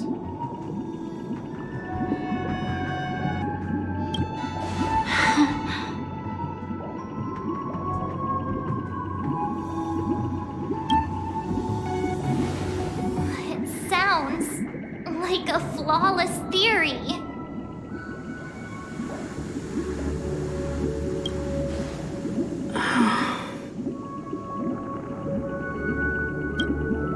But what is the price to attain all this?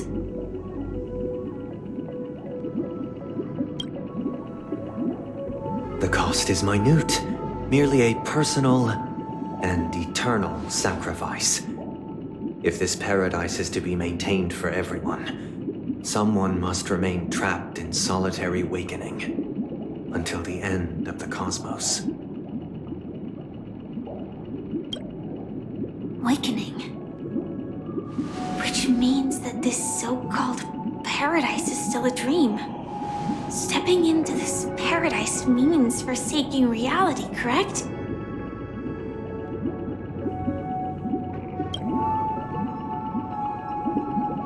It is not forsaking, but transcending. Flesh, blood, sorrow, weakness. If the physical is the root of spiritual suffering, it is only logical that we defeat it.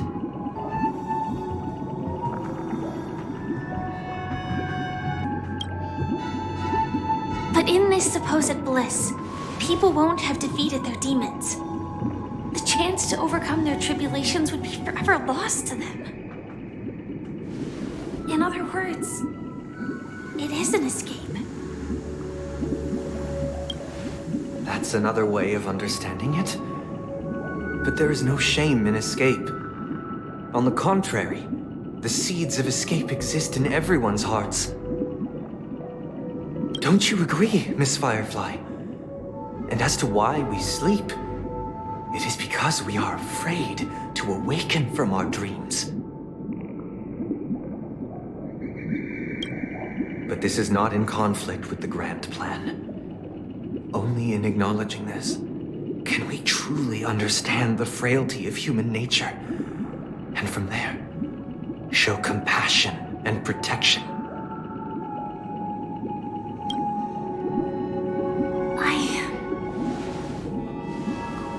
I admit that you are a born leader. Your perspective on humanity brims with pessimism. Yet you express compassion for all, even when your heart pities them. But unlike you, I live for the self. From my perspective, individuals making choices for themselves is their birthright.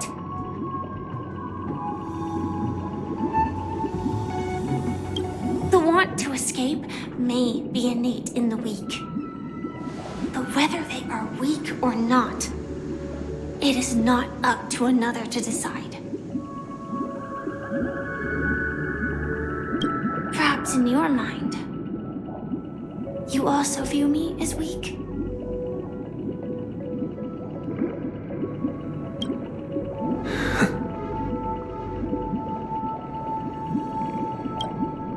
Because I don't think so.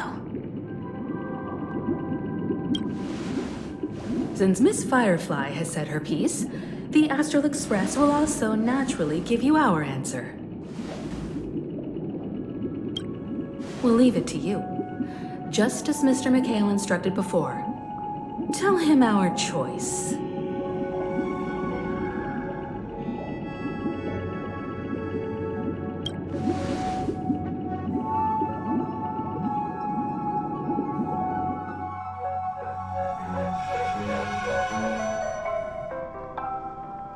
What is this place? Does this place ring any bells, Misha? I don't know, but I feel a sense of déjà vu. What is this place? It's the realm within a dream bubble. This was left to the Astral Express by a nameless, but weirdly, when we entered it, it was completely empty. Dr. Edward from the Dreamscape sales store told me that dreams are formed from memories, and a dream bubble can't take shape if its core is empty. So I thought you might be able to help us in unraveling this mystery, Misha. As a hotel doorman, you know Penacony best among us. I don't know much about dream bubbles, but if you want to figure out what this mansion is, I'll do my best. I'm counting on you then. Himiko, I still don't get it. Why were you so sure that Misha had a connection with this dream bubble? I wasn't sure. It was just a hunch.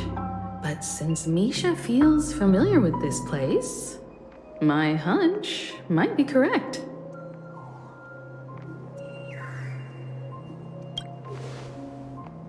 Exactly. This is where you and Firefly encountered death, which we now know as dormancy.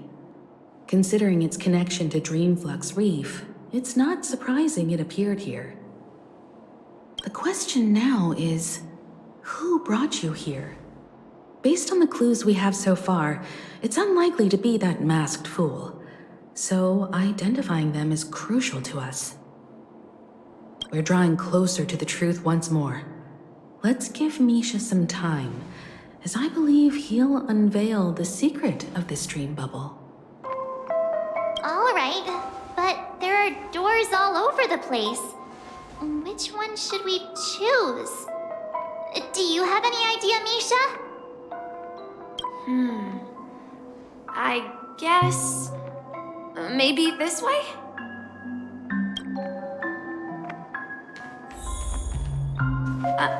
I'm not entirely sure, but let's give it a try.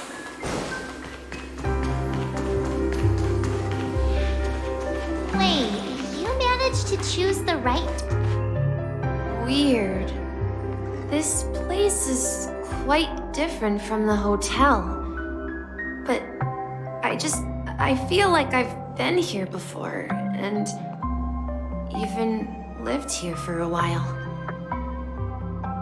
If I remember correctly, there should be a fireplace down that hallway. Cloggy and I used to sit by the fire, listening to the crackling of firewood. And the room on the other side was the toy room. I loved spreading out all the toys from the box on the floor and making up stories for each of them.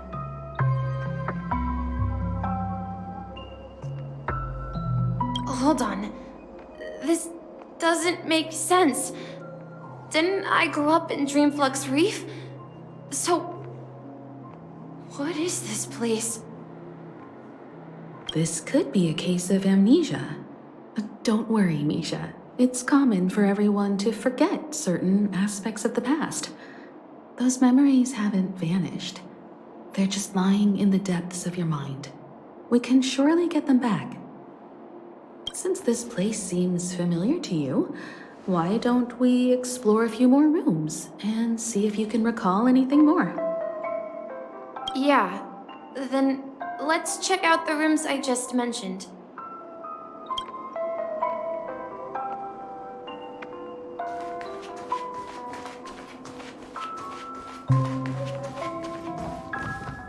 Mikhail, that's the name.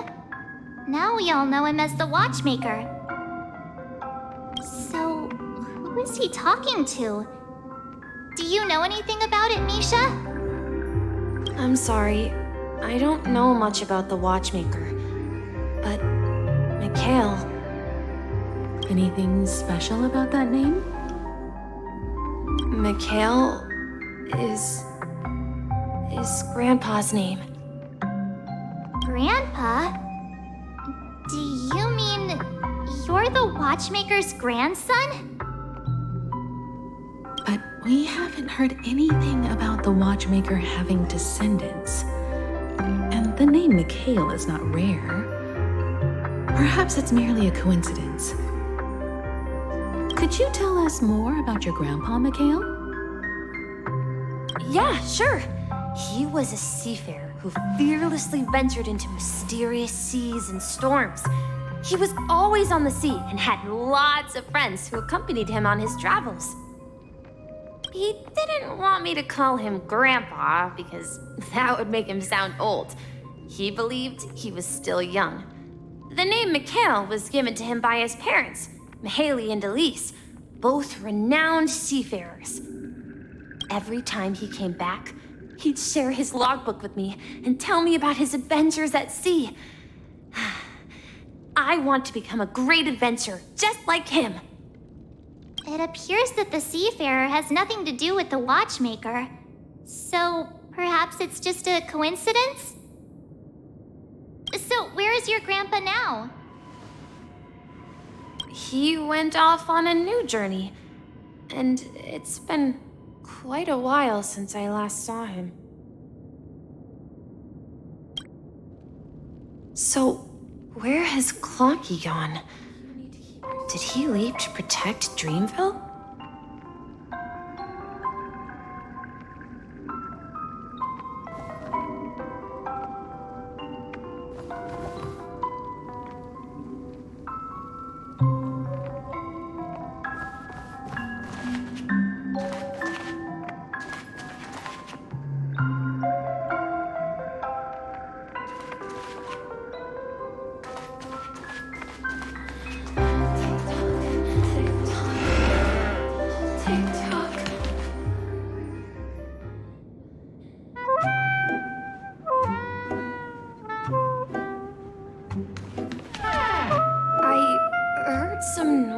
From the room.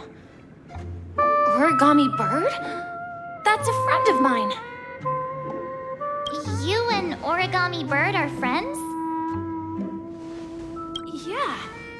It's a member of the Compass crew, just like Clocky and Miss Mirror. And there's more than just one Origami Bird. They are a big family with lots of brothers and sisters who look the same.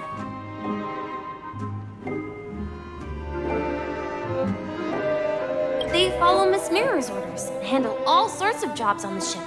They're the best sailors.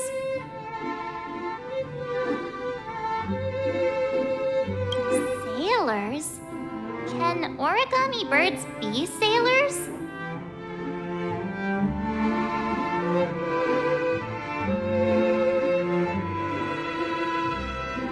Could you tell us more about the compass, Misha?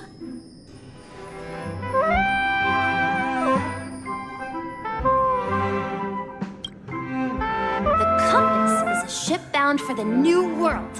Clarky and his partners traveled through layers of fog to the depths of the sea. Whenever there is danger, Clocky will use a compass and guide the ship in the right direction. That's a great story. But in the Penacony cartoon, Clocky and his partners have always lived in Dreamville and never ventured out, right?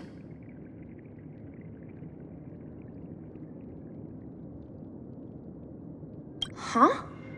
Oh, that does seem to be the case. Weird. I clearly remember... Clocky arrived in the New World in the end.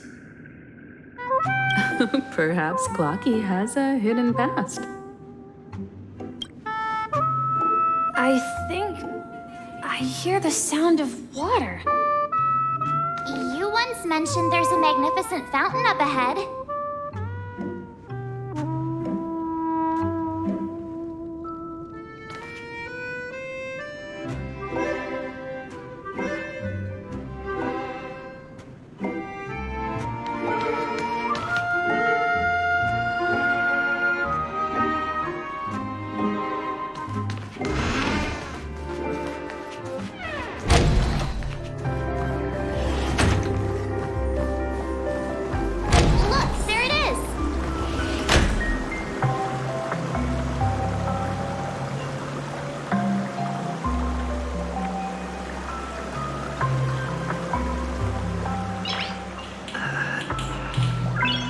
Nice. The water resembles a precious jewel, embedded in the dreams of all seafarers.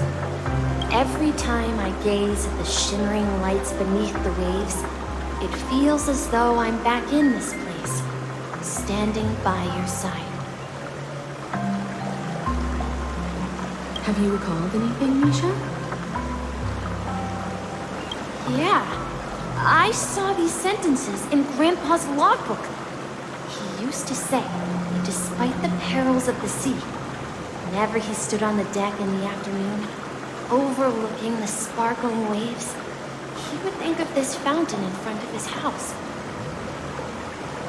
He often said that those moments felt like returning to his family's side, and the difficulties at sea didn't seem quite as challenging. You know, I quite understand such sentiments.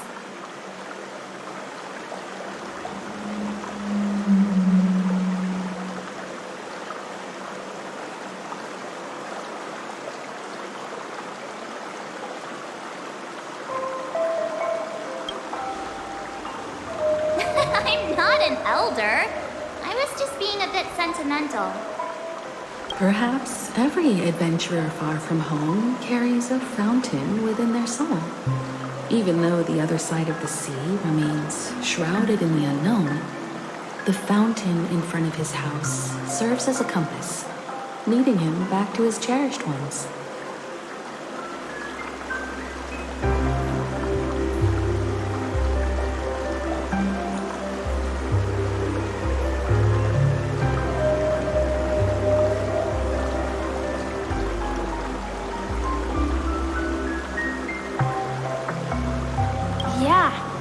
While Grandpa was at home, we would stand by the fountain and place the compass, a toy boat that I made, into the pool. Back then, I would ask him when I could go on adventures like him, and he would always laugh and say I was still too young. It seems this Mikhail is truly a seafarer and has nothing to do with the watchmaker. Yeah. Based on Misha's recollections, the scenes in the dream bubble appear to be his childhood memories. But this raises more questions. According to Misha, he was clearly born on an oceanic planet and led an ordinary life, with no connection to Penacony at all. Could this be some sort of metaphor? Perhaps the sea refers to the memory zone.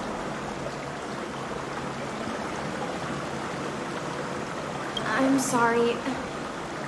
I don't know, but my memories keep pouring out uncontrollably, like water flowing from a fountain.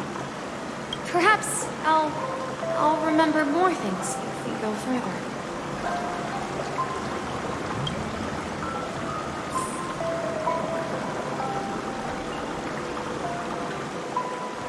I wish to share your burden. Something very important. We're going to the opposite side, right? No, we should turn left here.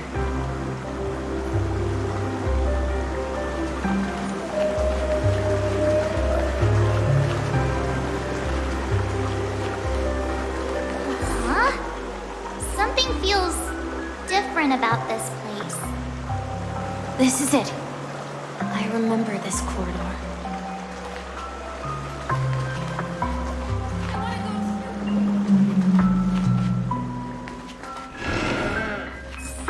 Up ahead is Grandpa's study. It was in that room that I saw him the last time. Come back.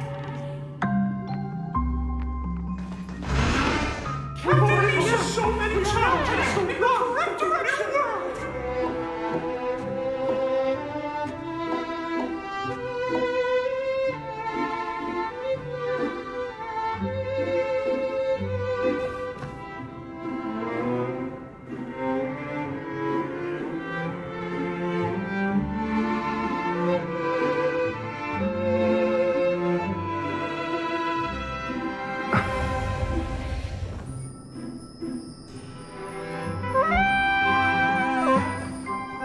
The atmosphere in this room feels totally different.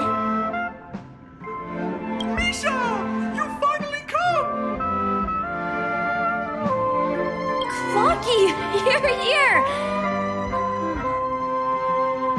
Yeah. This is the room where we first met each other. Are those books on the bookshelf logbooks left behind by that seafarer? Yeah. Whenever he came back, he placed a logbook on the bookshelf in his room. They contain records of his expeditions to every corner of the world. He described our world as a fountain. At some point, the sea started to gradually swallow up the land where people lived. To ensure that everyone had land to settle on, he had to continue exploring the sea and search for the source of the rising seawater. On that day, he called me to his study, telling me that he was embarking on another journey. However, I could sense the gravity in his expression. It was the same look I had seen on my father's face before his final voyage. I asked him if I could go with him, but he said that my adventure lay elsewhere and told me to stay home and patiently await a certain sound at the door. What sound? He told me about a vast ocean in the sky. An ocean of stars. He spoke of a train that transports children with a desire to venture far away, traversing the sea of stars without ever stopping.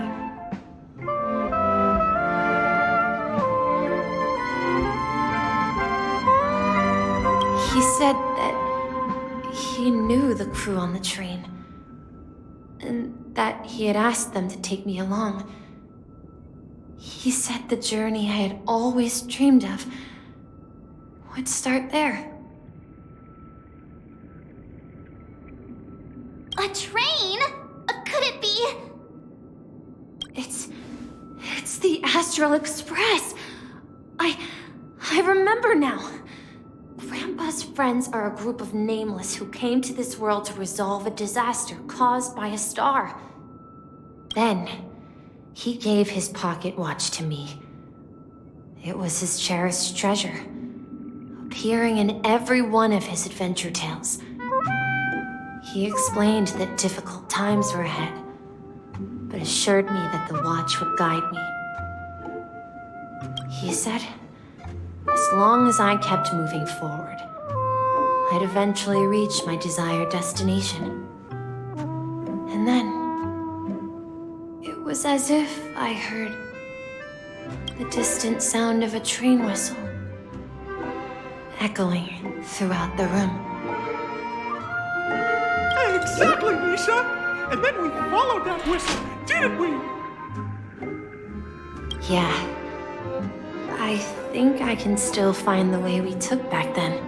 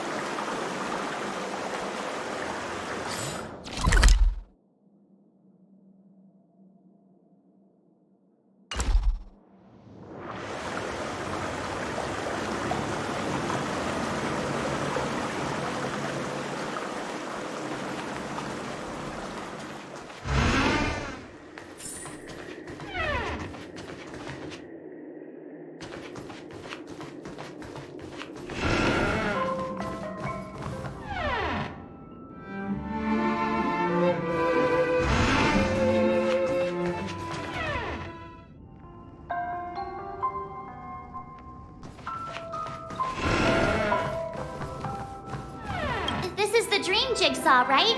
So we're supposed to find the exit. But where can we find the last piece? Do you remember? You said you obtained a mysterious shard when you stumbled into this place. Hey, the shape seems to match. So this shard is also connected to Misha? Looks like we're just one step from revealing the truth. Let's get to the other side and investigate.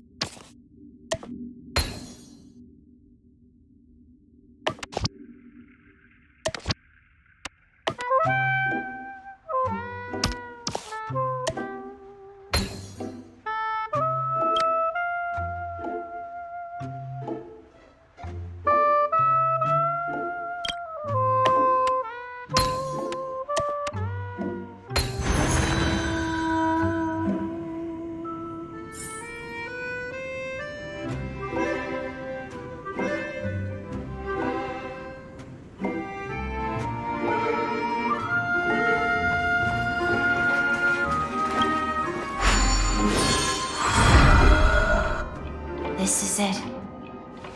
This is my room of clocks.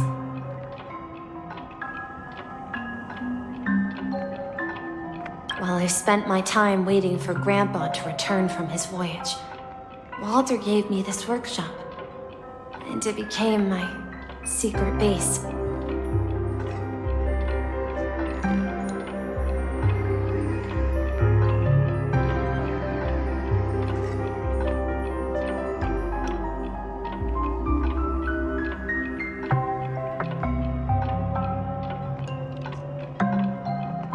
Here, I learned how to repair clockwork and gears out of my fondness of precision mechanics. In my dreams, I was the captain of the compass, embarking on adventures with my companions, Clocky and Miss Mirror, in search of the new world.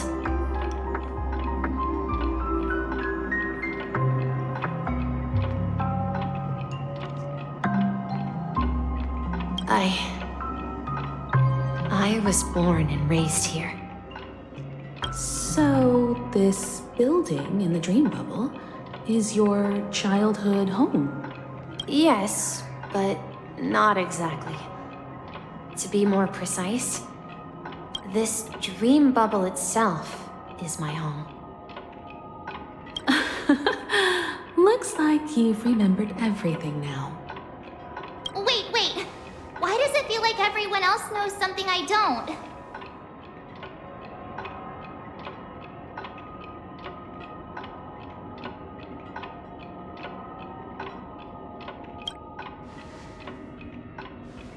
March, do you remember when he mentioned a clocky that only he could see?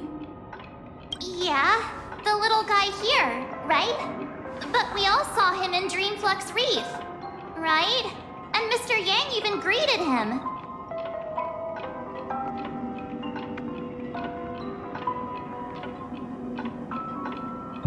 Looks like everyone on the Astral Express has a childlike spirit. The answer lies in the Astral Express. His experience shows that neither Firefly nor Acheron can see this clocky. And when we were in Dreamflux Reef, you may have noticed that for some reason, nobody outside of the crew had ever talked with Clocky.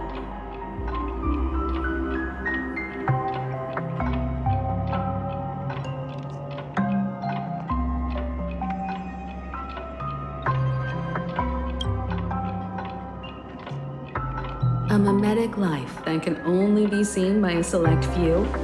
It's just like a hidden message left by someone for the nameless. But Misha can see Clocky too, right? They even grew up together. But Misha hasn't started the way of the Trailblaze yet.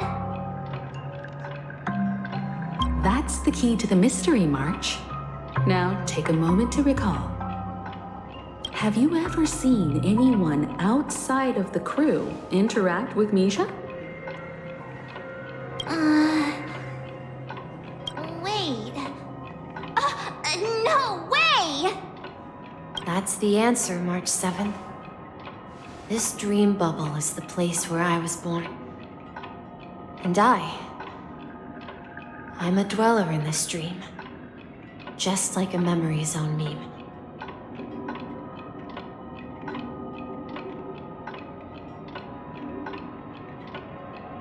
I should have stayed here and waited for you. But when reality and memories merged, I unconsciously pushed open that door and left the bubble with Clocky. So it's not that the Watchmaker's dream bubble is empty, but rather the stuff inside ran away? And the whistle you heard was the sound of the Express arriving at Penacony? That's one way to see it, but I believe there's a longer story behind all this. It's best for Misha himself to explain all the details.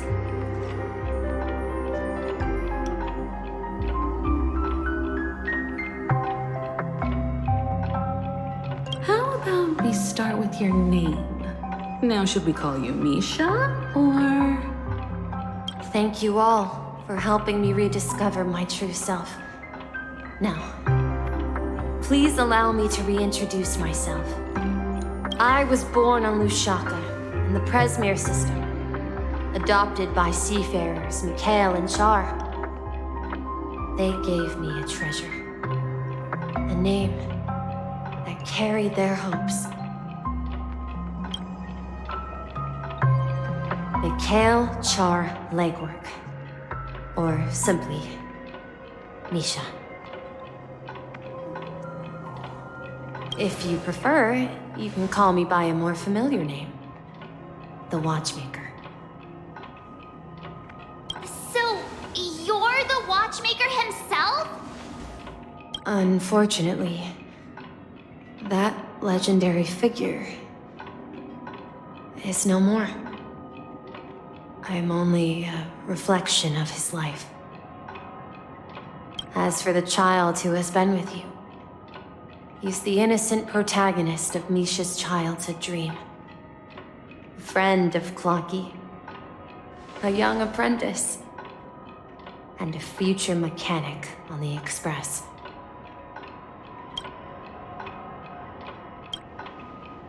And this also marks the beginning of his journey, devoted to the Trailblaze.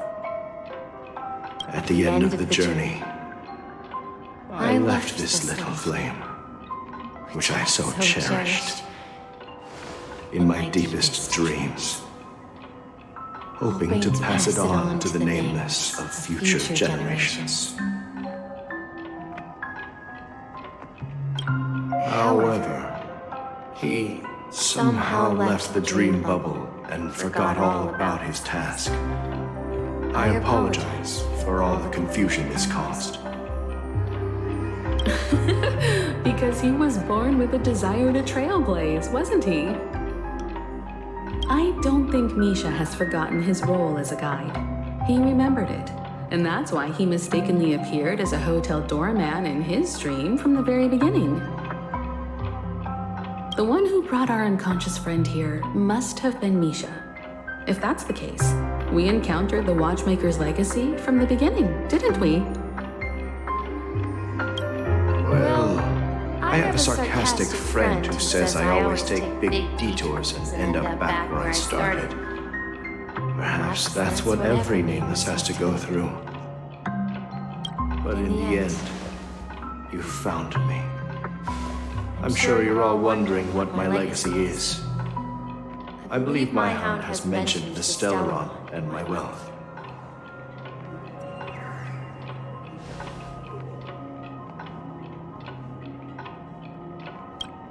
If I may apologize, the Stellaron part is real.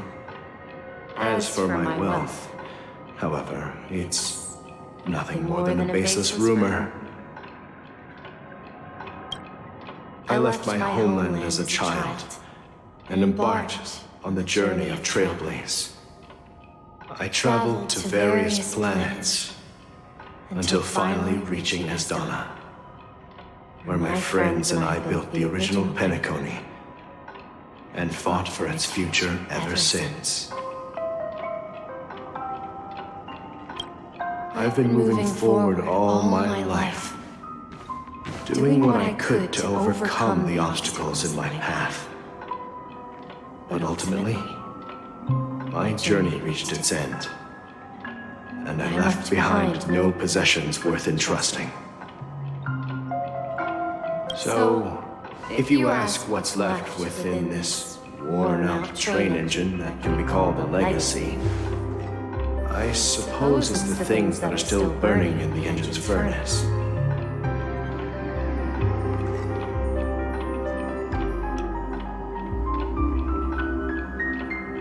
Now that you're well aware of the current situation of Penacony, I certainly hope that you'll help me get this world back on track. But I'll leave that decision to you, for the path of Trailblaze is never paved by others. All I have for you is a story and 2 gifts. I want to give you my pocket watch.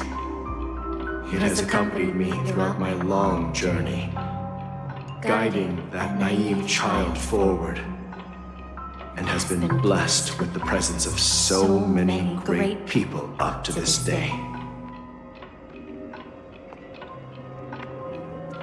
And my hat, too. The one who navigated for me placed it on my head and planted a fanciful thought in my mind.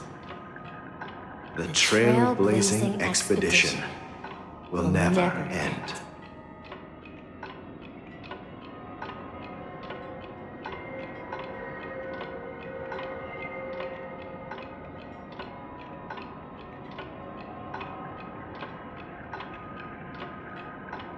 Now, it's time for you to make your choice.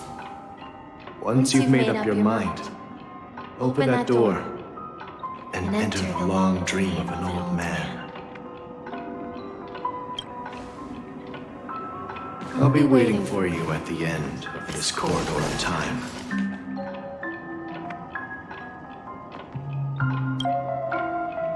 All right, everyone, let's make a decision. Although I don't think anyone will have any objections.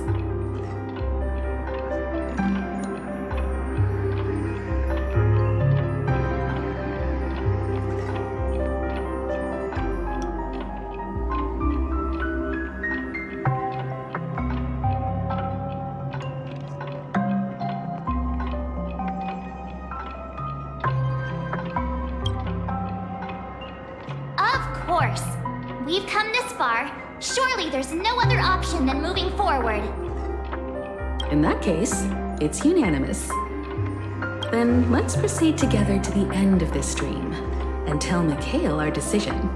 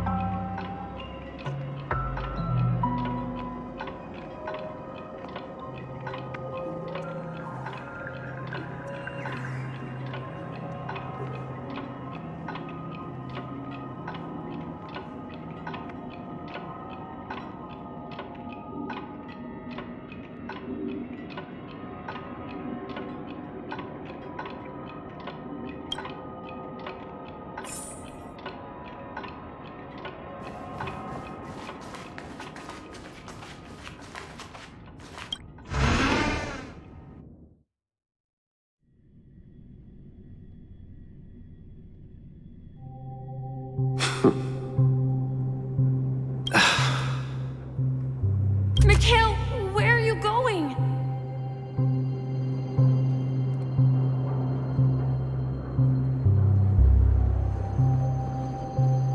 Someone has to step up and save Lushaka. So why can't it be me, Misha?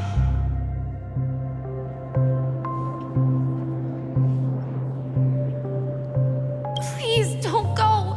And if you must, please take me with you. Don't leave me alone.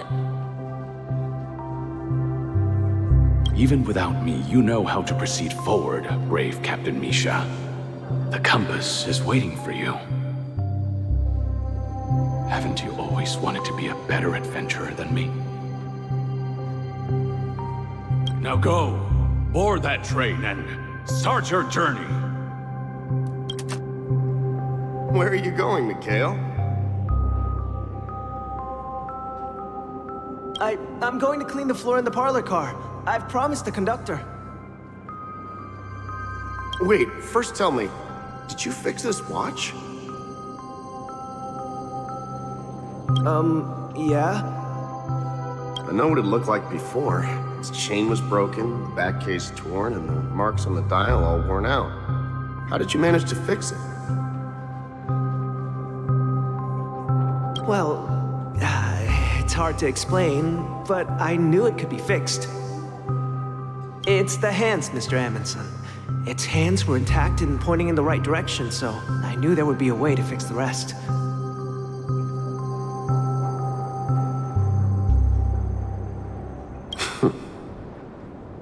I see. You'll work with me from now on. Haven't you always wanted to tinker with this train? You're its mechanic now. As for the conductor, I'll do the talking. But I only know how to fix watches. Don't worry. You've got what it takes. I'll teach you what you need to know.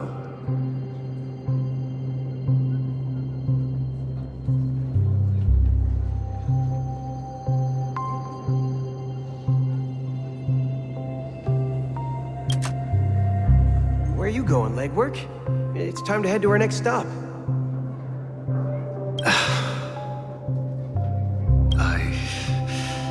I'm staying in Astana with Rosalina and Tiernan. I see. This place reminds you of home. The people of Astana have only achieved a tiny victory and still have a long way to go towards true freedom. Hanunu needs us. Don't worry, not all journeys lead to the stars. Even if I leave the Express, our path of trailblaze will continue. I knew you wouldn't stay on the Express forever.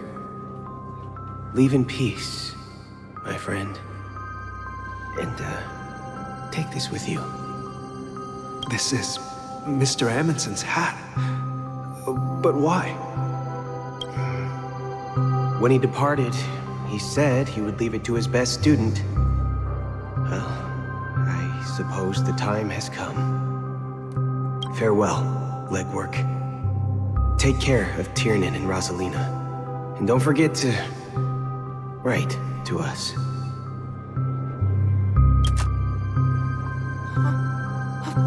Where are you going, Watchmaker?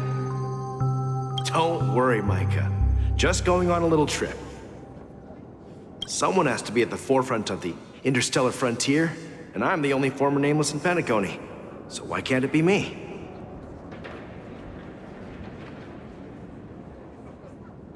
Because you're all we have! Have you forgotten about Tiernan? The cosmos is way more dangerous now. What will happen to Penacony if we lose you too? But what will happen to Penacony if we don't find a way out? Ah, Tiernan. How could I ever forget him? I've spent countless sleepless nights asking myself why I didn't go with him back then. We Nameless won't stop. Don't worry, Micah. It's just a matter of getting back to my old profession. Just wait for me to come back. But if, and it's a big if I don't come back in one piece, then you'll become the next Watchmaker. Where are you going, old man? Oh, you're here.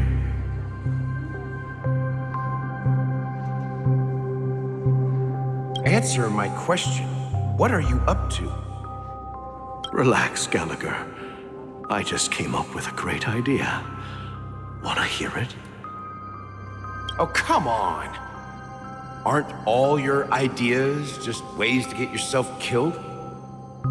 I may be blunt here, but you're the last remaining hero in Penacony. If you die too, the secret of the Stellaron will go to the grave with you.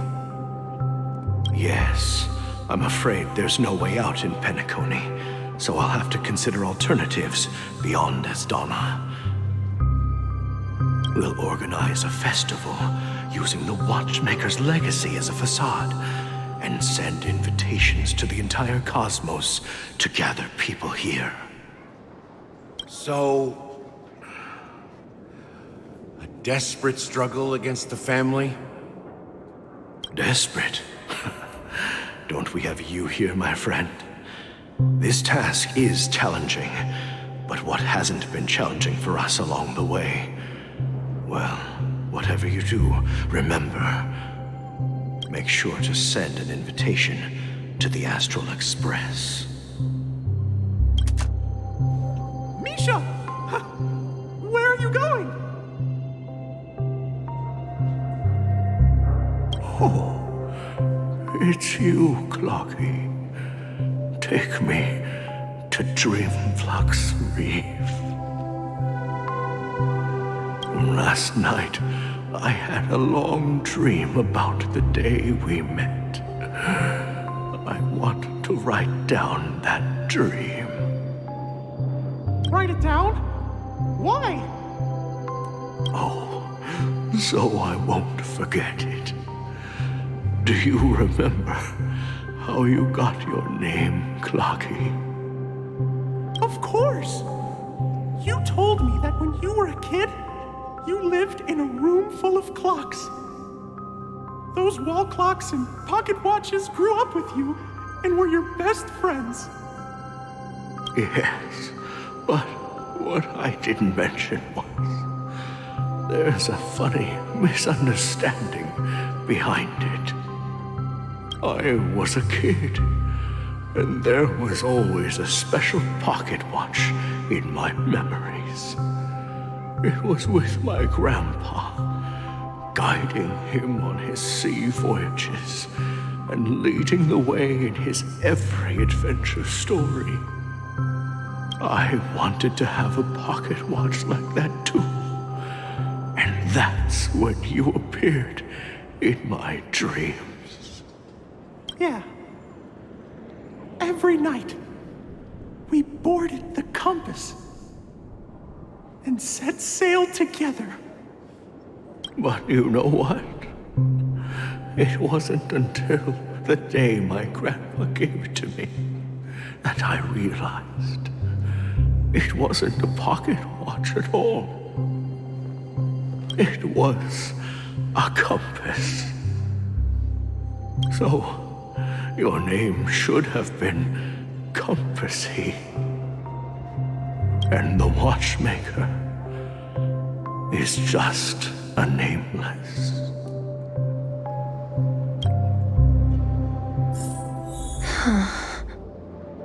We've arrived at Dreamflux Reef. So, where to next? You know, Clocky, I don't think I'll be going anywhere else.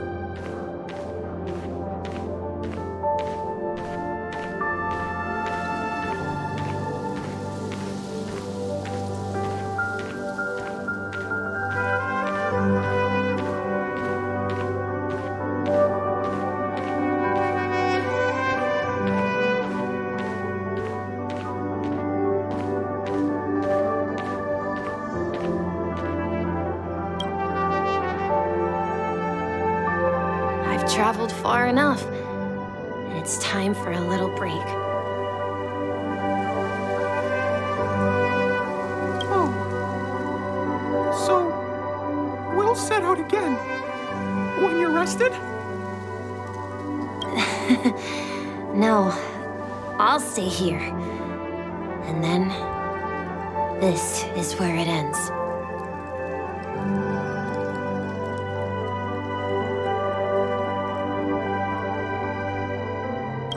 This is where it ends? What do you mean, Misha? You told me that the trailblazing expedition would never end. Yeah, that's what I said.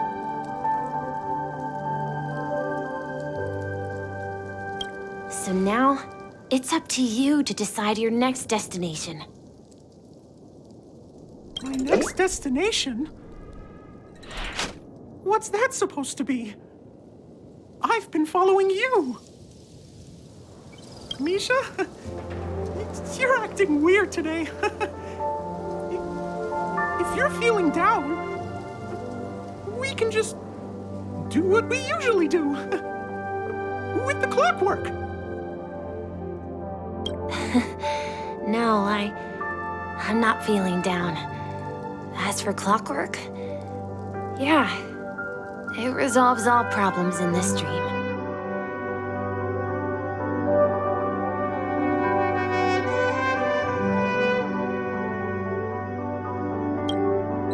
So, do you know what clockwork actually is?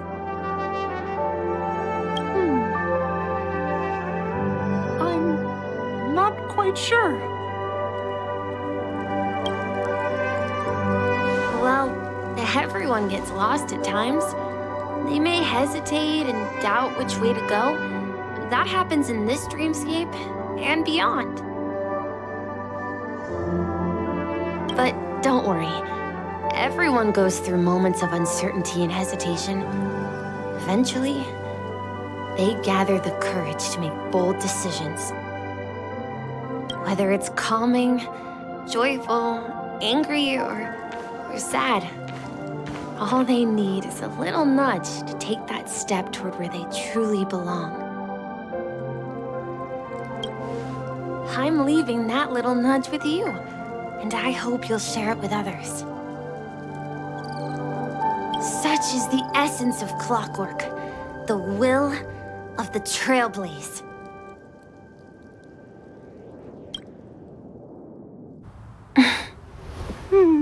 Clocky's hands spin around non-stop, indicating confusion, frustration, and weakness. But ultimately, people still need to move forward. Just like your hands, always pointing ahead. This is where my journey ends. From now on, it is your path to walk. Trailblazing means taking paths your predecessors forswore, and venturing even further. The Penacony in Mikhail's dreams does not belong to Order.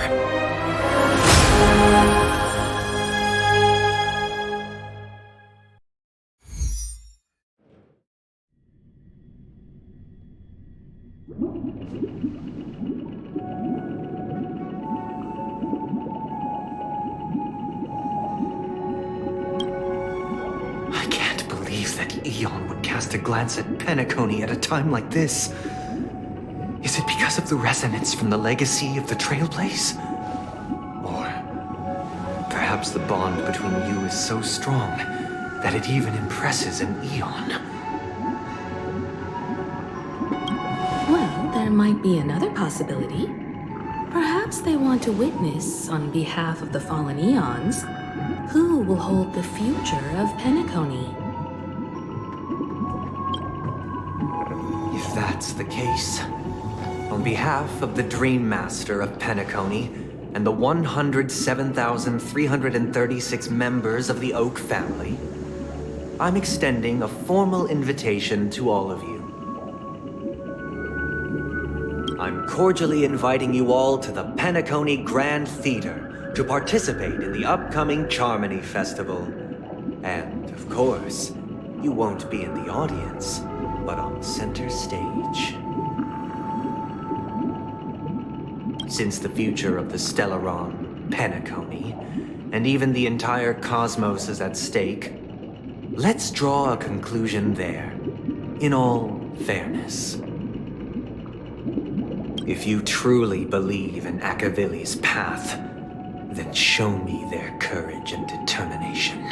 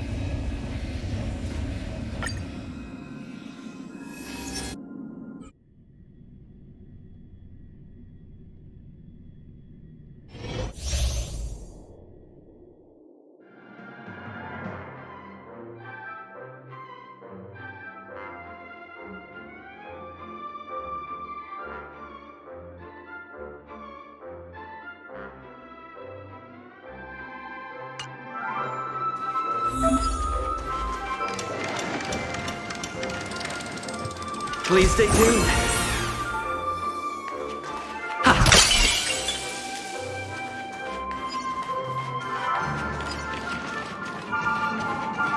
We need a strategy. Please stay tuned.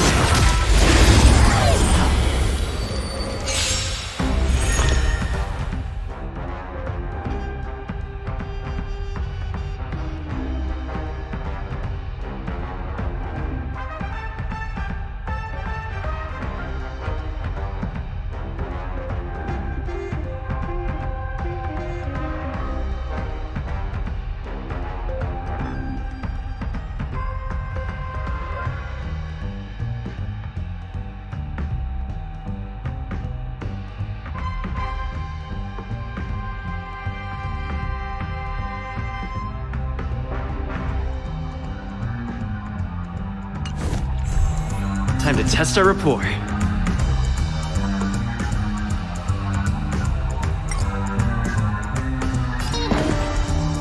Let's improvise.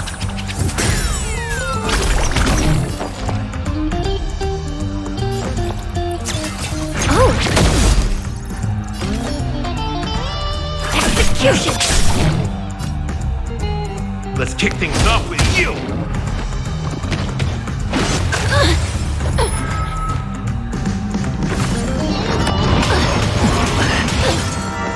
Stay in step.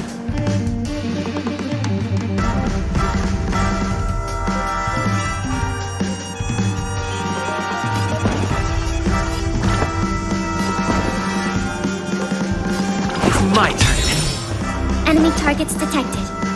I'll contain them. You admit Enemy this data crime? secured. Net markers activated. Time for good old counterattack.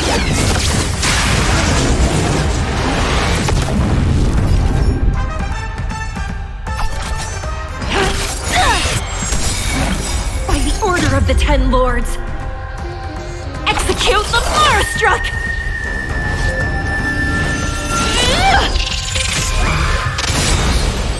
No amnesty for the Mara-struck. That's all you've got? The mood is set just right. Let the show begin!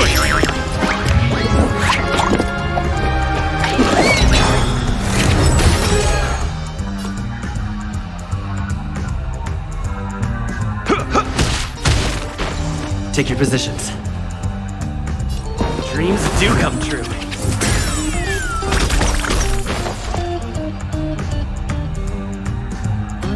Inputting commands. It's time.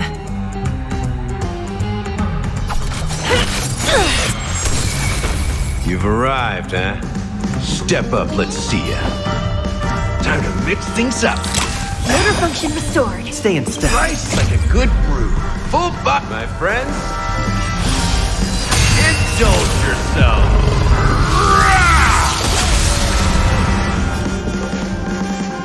Let's improvise.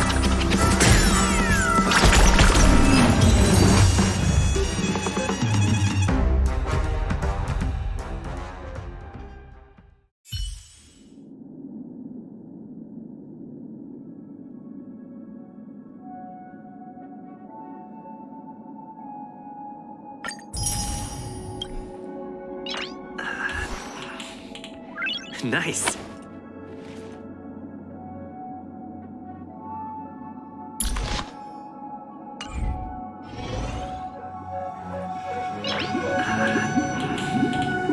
Nice.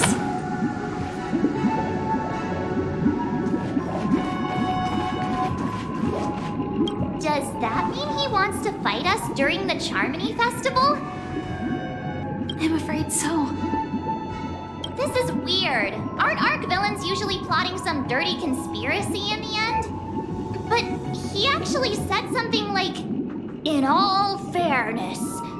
Could it be that he's underestimating us? Well, in my opinion, Sunday is deeply committed to his own philosophy and genuinely wants to prove that the Order is right. I sensed a strong conviction and a desire for dominance in him. Maybe he won't accept the outcome unless he wins fair and square.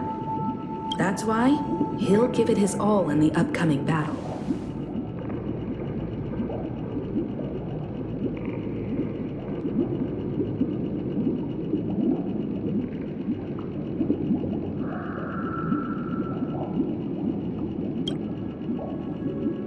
Yeah, you're right. We've even dealt with a Lord Ravager of the Destruction, so a follower of the Order won't be a big deal. Anyway, we can't leave the Stellaron unchecked. This is about trailblazing a bright future for Penacony and fulfilling Mikhail's and his predecessors' long-cherished wishes. Now that we've taken up the mantle, we can't afford to fail them. However, the same applies to the Order. Their plan didn't materialize overnight, and they have the profound collective consciousness of the planet of festivities behind them. A desire to dream, to slumber and escape reality. All those hidden emotions have given birth to the sweet dream of the Order. They They've harnessed the will of an entire planet to create an Eon. This confrontation is far more complicated than a simple power struggle. To secure Penacony's future, fighting on the stage alone is not enough. What do you mean? Are you not coming with us?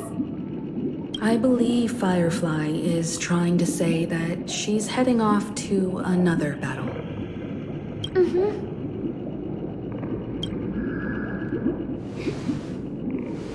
Before I left, the Destiny Slave told me that this journey would bring unforgettable rewards.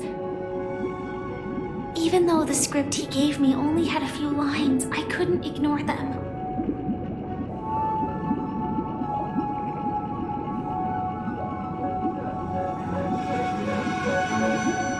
Because one of the lines said, "I'll experience death 3 times in the land of the dreams." 3 times? This can't be serious, right? The first time was a painful death when I was stabbed by the Blade of Dormancy, which led to all subsequent events. The script will always come true, but in a way that will only be revealed when that page is turned. So now I've understood the meaning of my second death. And I am prepared to face it. If all goes well, my efforts will provide crucial support for you. Only by achieving victory in this battle can we secure a future for Penacony. And only then, my third and final death won't come true in the most terrible form. The most terrible form? Does that mean... The true death, where everyone in Penacony loses themselves completely in the eternal sweet dream of the Order. We must do everything we can to prevent that. Have you made up your mind, Firefly? Yes. Otherwise, I wouldn't be here. Thank you again for your assistance for the Astral Express. May we meet again, in reality. Yeah. Farewell, everyone. May your trailblazing expedition never end.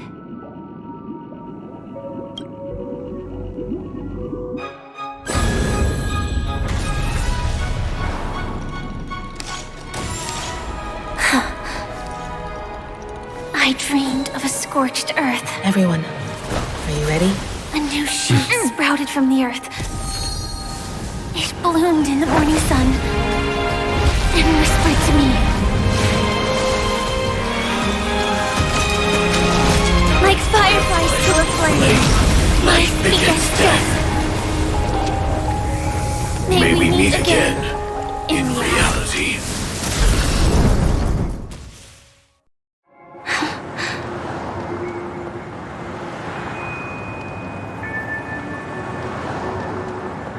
After today, Japella's name will disappear from cosmic history, and the Everflame Mansion will take its place.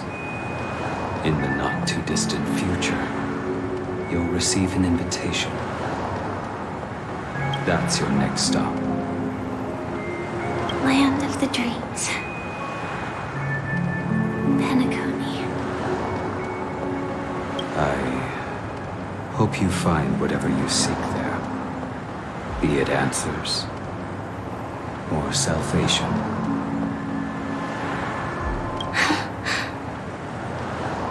You mean my 3 deaths?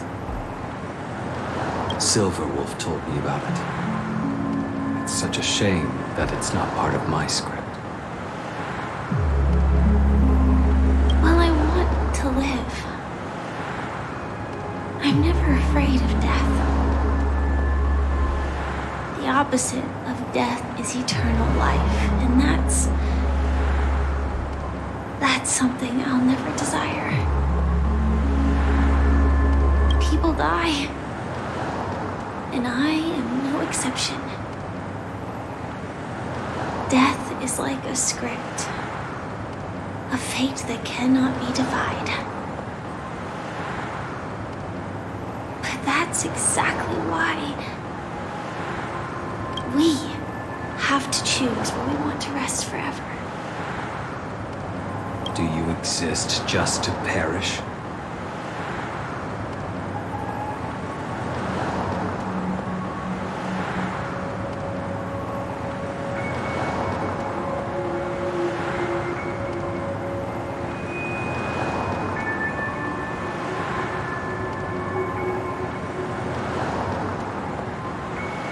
Are you not the same, Blade? The end you desire is not one dictated by others. If I were to die now, I would only be a weapon. I believe I should die as a human. Though its definition escapes me, isn't this the answer that ordinary people look for their whole lives? A name that can be carved onto their tombstone. A tombstone that belongs to me once bore the inscription, Glamoth's Iron Cavalry. Then it changed to Stellaron Hunter. But one day, it will bear the name Firefly. And all the brilliance she showed at the end of her life.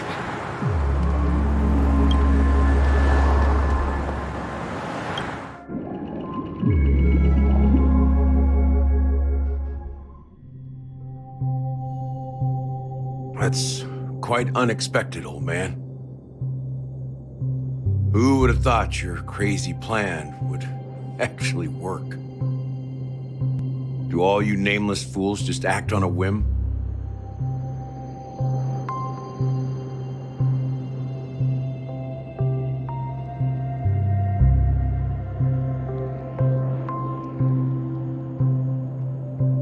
I can sense that this false, sweet dream is coming to an end.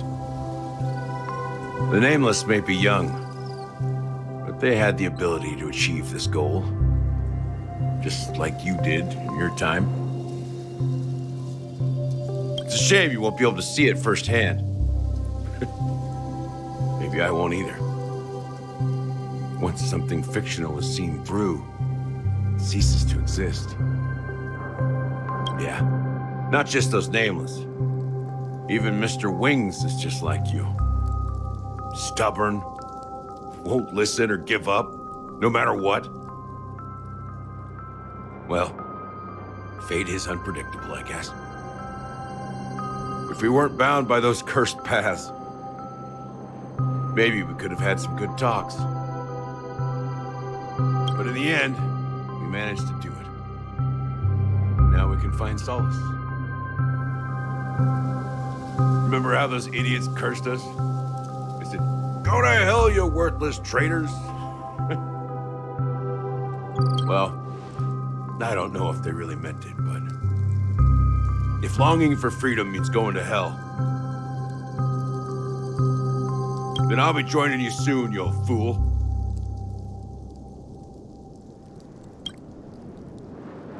Let's get together and have supper again in hell.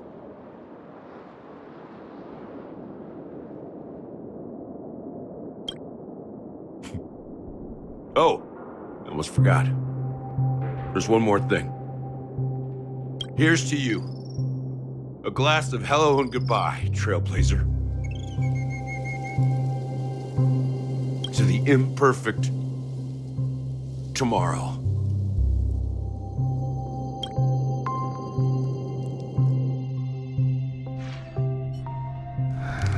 It's warm here, isn't it? You're lucky to have found shelter from the rain. let alone fresh berries, in this desolate place. I was just following the scent of life. It's particularly strong in a place like this. It's a shame these berries don't have much flavor.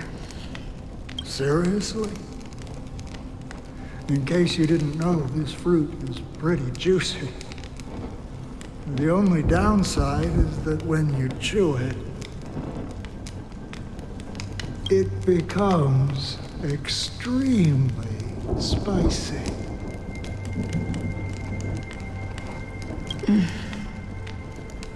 Have you lost your sense of taste?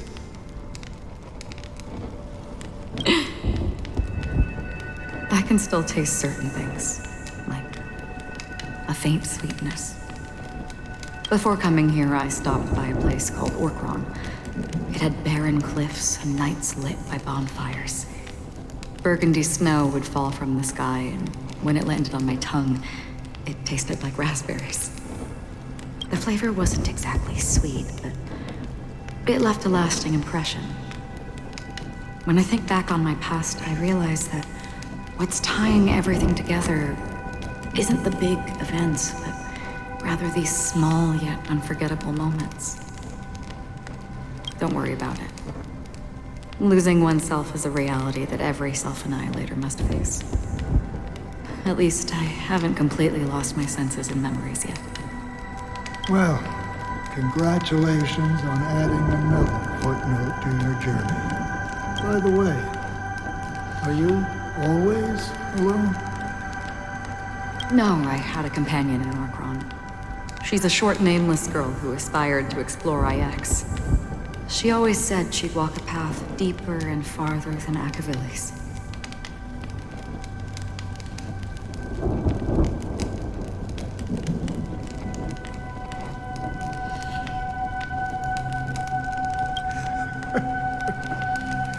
Quite an ambition for such a small girl. So, what happened? She became stagnant water. Well, my condolences. Condolences. I don't need them. The girl left with a smile. She never regretted her choice and most definitely wanted me to say goodbye with a smile. So, that's what I did. That's proof that you're grieving for her. Or perhaps I'm just afraid. Afraid? I rarely sense that emotion from you. What do you fear? I'm afraid I'll forget the 30 days I spent with her, just like all the other days in my life. Most of them have already washed away with the rain, disappearing into an unseen realm. I fear that those vivid red memories will fade away too. There isn't much color left. And besides this faint, warm red, there's almost nothing. Hard to imagine. A ranger accustomed to bloodshed, destruction, and chaos finding warmth in the red color. Because I have experienced this warmth many times. Long ago, I promised someone that I'd bring it to more people.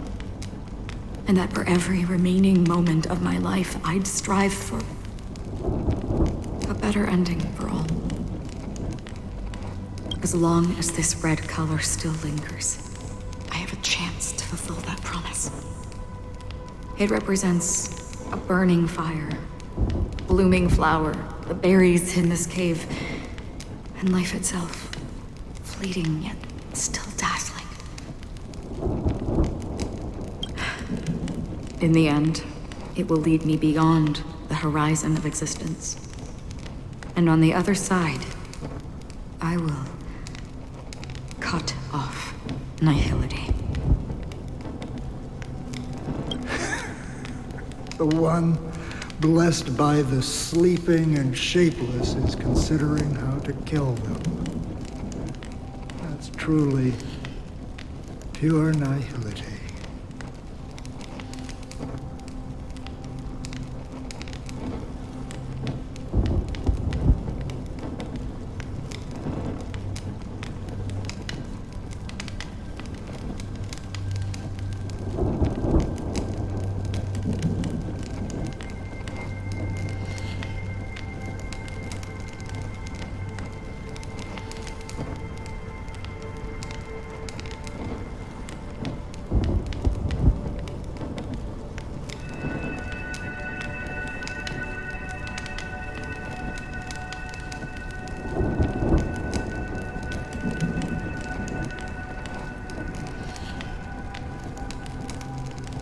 But you're right about one thing. After spending so much time near this stagnant water, only when I look at this vibrant red fire do I realize that I'm still alive. When will this rain ever stop? Perhaps when the sorrows of the departed have finally quieted down,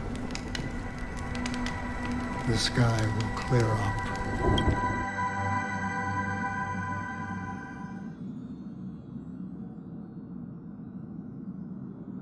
Have you heard of a planet named Biari Scamandros, Don Hung? It's one of the Paradise Kingdoms under the influence of the Harmony.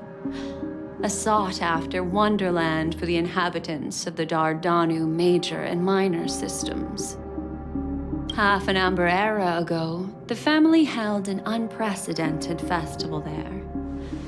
And after that, everyone on the planet became part of the family.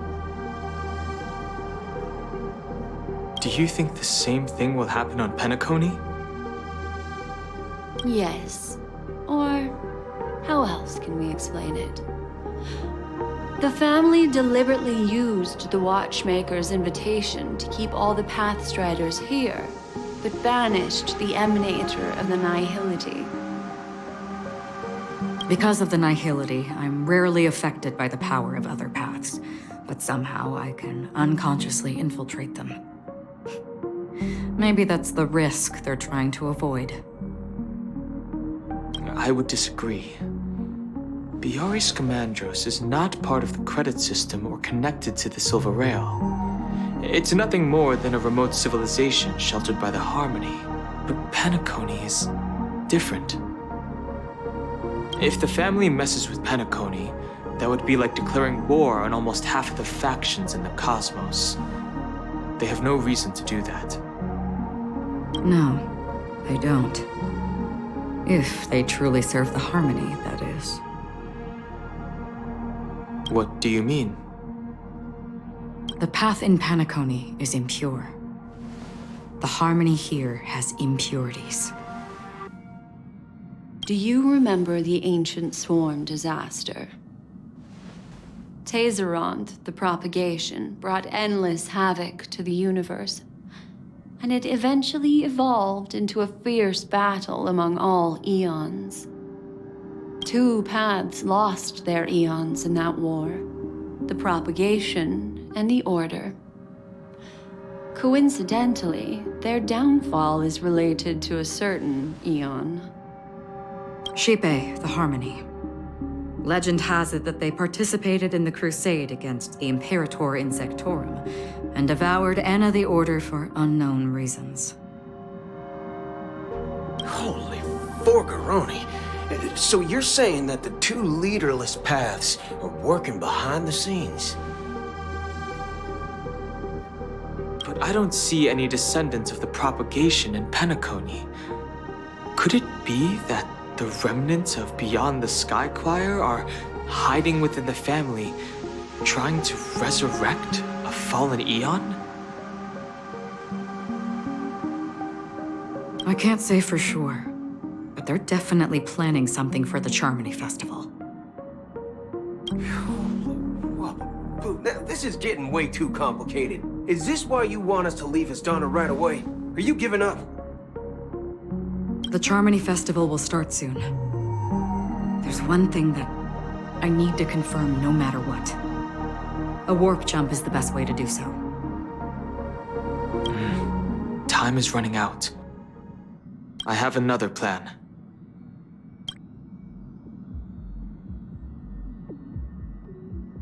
Hold on.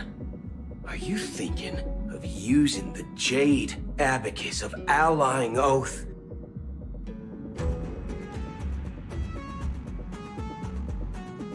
Exactly.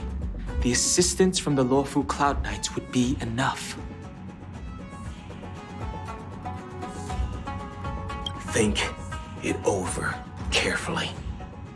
You can only use that once in your lifetime.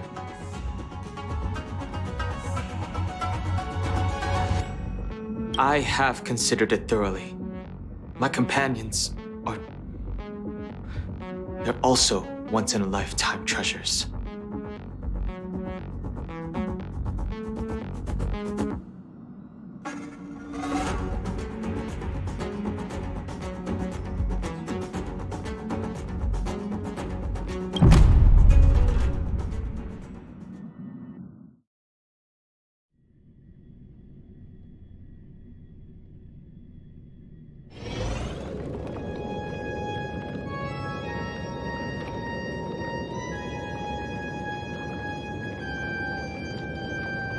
Are you the only one here, my child?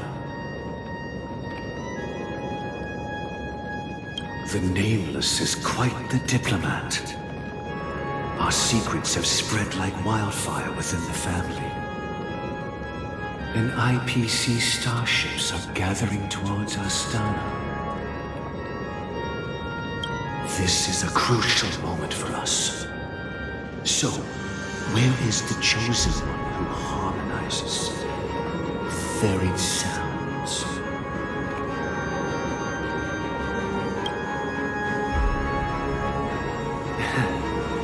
What do you mean, Master? I'm right here in front of you, aren't I? You know, she was supposed to be the star of the Charity Festival in our plan. But the plan has changed. As her brother, I know she doesn't want to sing for the Order, so I'll take her place. You've always been wise beyond your years. I'm sure you understand the consequences of your choice.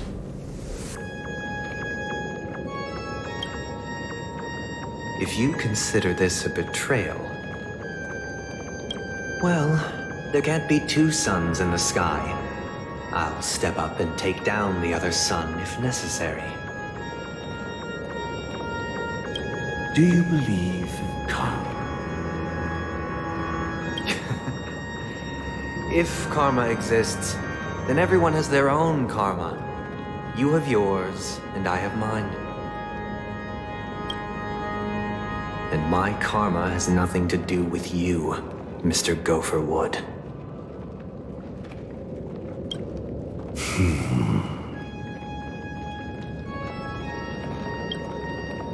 All right. Since you're willing to sacrifice yourself for her, I'll grant your wish. Well, the compromise came sooner than expected. Why? You and your sister were born as twins of the Order. And one of you is destined to follow this path to the end.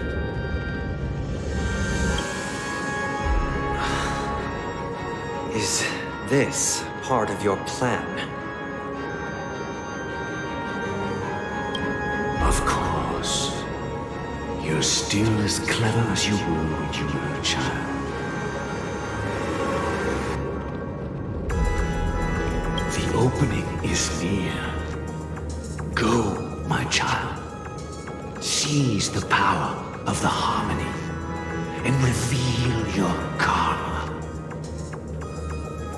I have one final question, Master.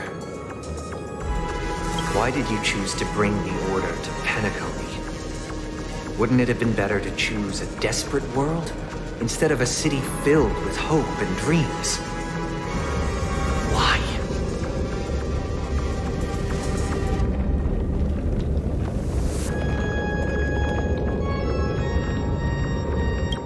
It's for justice, my child.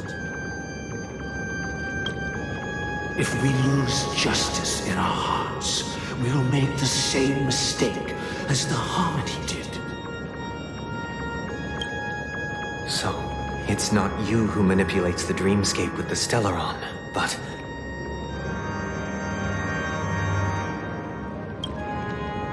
Well, that's where our conversation ends. Go ahead. The 107,336 souls of the Oak family have dreamed of this moment too many times.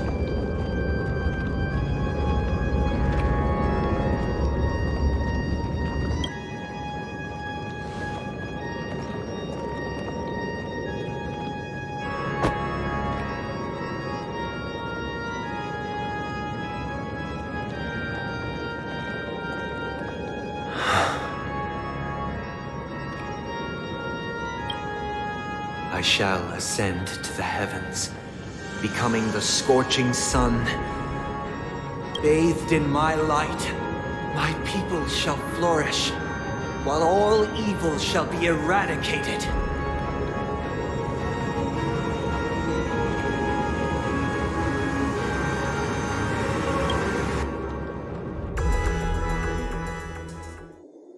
This is the interior of the Penacony Grand Theater. It's quite exhilarating to be flushed into the air by Soulglad. But why is the venue still closed when the Charmony Festival is about to start? And not only that, the entire theater is eerily quiet. No audience, no staff, no one around.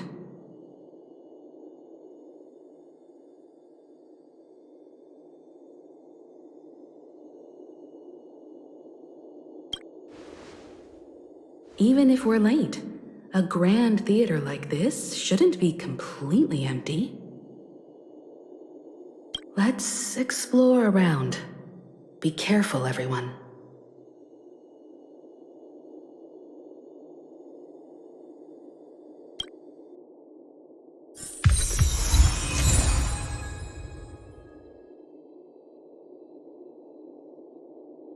You